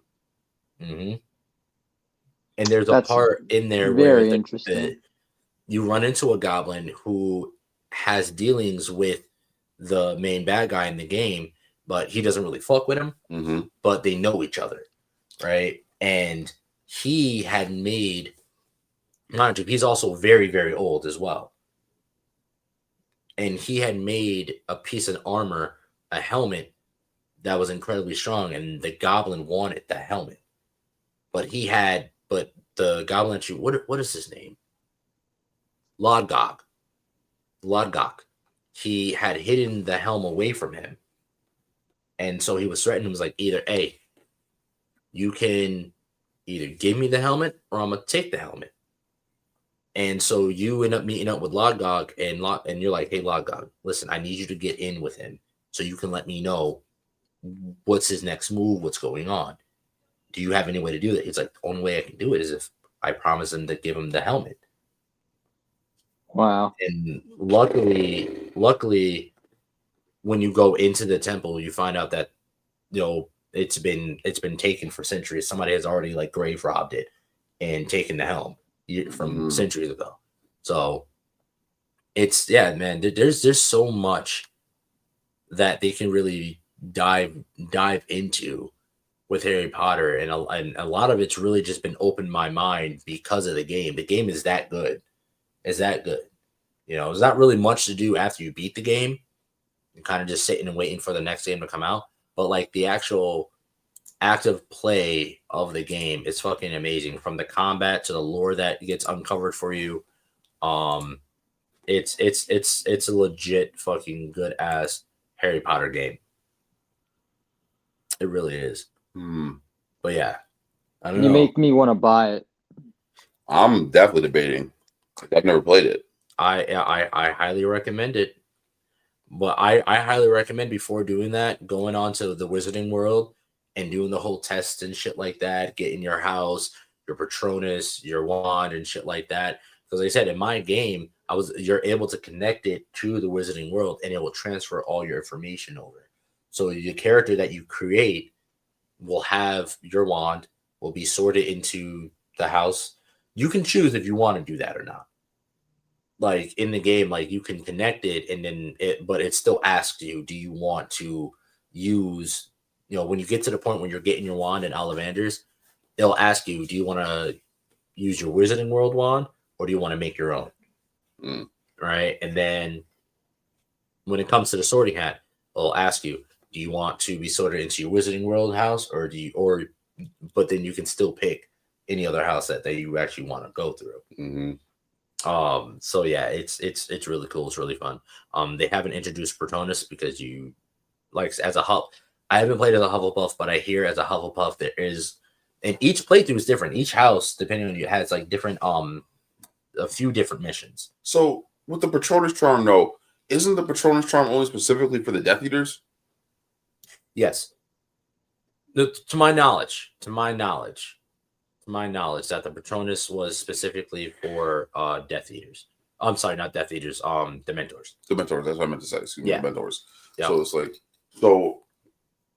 my whole thing with that is, if you don't come across a Dementor, you don't necessarily need that spell. No. Okay. Nope. Not at all. Which I'm interested if I haven't heard anything about it, but I know for a fact that if you play as a Hufflepuff, you get an extra mission where you actually go and actually are a prisoner inside of Azkaban, or at least you go to Azkaban with a teacher or something like that to do something. Because depending on what house, the story plays out slightly different. Not too different, but slightly different. Like I'm already finding different things. I'm like, wait, I remember talking to the house elf, but I don't remember it happening this way. And then I don't remember having to go here to get this information from this character. I remember this character over here in this other area. You know, so there are differences. But my next playthrough, I'm playing as Slytherin right now. My next playthrough, I'm definitely playing as Hufflepuff. And last one's gonna be Ravenclaw. Absolutely. Yeah, why not? Yeah. But with that, we're gonna wrap this episode up. We will go through the results of our trivia quiz. If you guys are still interested in doing that, we'll leave it up for about a week. We'll touch on it next week and see where things go from there. But this has been an awesome episode. A little bit longer than I expected, but it makes sense. Like I said, when 12 o'clock or 12:01 hits, this podcast is officially 3 years old. 3 years old. Crazy. Seriously, bro. It doesn't even feel like we've been going for that long. Nah, but just yesterday, I remember we talked about it. We brought it in, and I remember the first episode we went over was Black Manta, and from then on, it's just rolling. Yeah. Back then, we were doing every 2 weeks. Mm-hmm. We were doing every 2 weeks back then. So that. Honestly, if we had started from every week, we only started doing every week like this last year. Yeah, this year we only started doing every week. Yeah. And again, Jay, he's new just this year as well. So yeah, before when we first started, we were doing every 2 years. Appreciate it. Thank you for the congrats. We were doing every 2 weeks. But then it's got to a point where I'm like, you know what? We're not gaining enough traction like we want. We don't have enough consistency. So let's crack down and do every week. And it's been tough to come up with ideas for every week, something that's still gripping and new. And there's been a few episodes that we've done that were just like, that definitely were a little shaky. Mm-hmm. There's been quite a few episodes that were definitely a little shaky, and you can tell those ones. You by watching, you can tell those ones. But no, man, it's been an awesome ride. Tashi, thank you so much. And you guys, let me say that before you head on out, you guys have been an amazing help.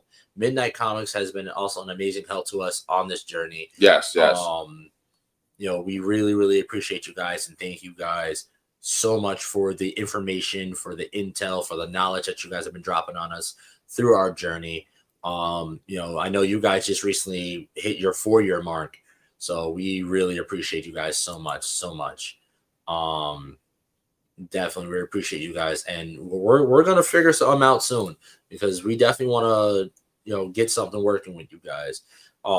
Thank you so much. We really, really appreciate it.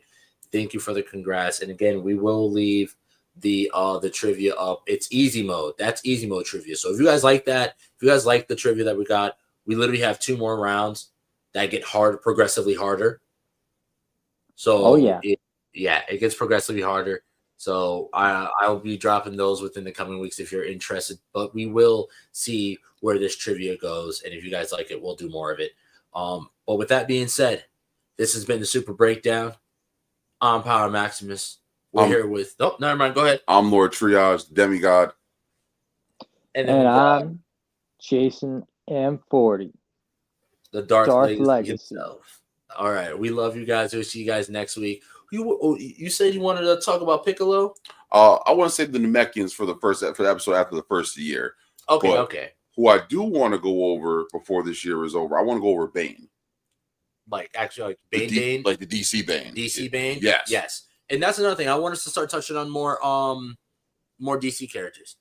Because I was going through and we've touched on a few DC characters, but Marvel's just been we've been going hard on Marvel characters. I didn't notice. Yeah. Because I was speaking with my brother and he was like, he doesn't really watch too much because like I'm not really a Marvel fan. I don't really know much about Marvel. I know a lot about DC, but you guys don't have a lot of episodes on DC. And I'm like, really? And so I went back and looked and I was like, oh, we really don't have a lot of episodes on DC characters. Okay, we're definitely gonna fix that. Yeah, because I'm definitely down because we all know DC villains are better than Marvel villains. Yeah, that's how I feel. I personally feel like they just have way more depth The Marvel villains aren't evil. The DC ones are. Yeah. DC villains, they're just out front, like outright evil. Like some of them have like backstories you can get behind a little bit, but most of them are just downright fucking villains. Marvel heroes, Marvel villains, they're villains out of circumstance. A lot of them. Either they were born who they are, or they were brought into become who they are, or they had to become who they are out of necessity, out of survival. But with that, we will catch you guys next week. We will be going over Bane. And it's interesting that you say that because my brother wanted us to talk about Bane. And there's one specific story that he actually wanted us to talk about when it comes to Bane. Which story is that? Psycho Pirate. The connection between Bane and Psycho Pirate. Oh. Yeah. Okay. Yep. But no, we will catch you next week. And as always, remember, fuck prep time. Fuck prep time. Fuck prep time. Yeah.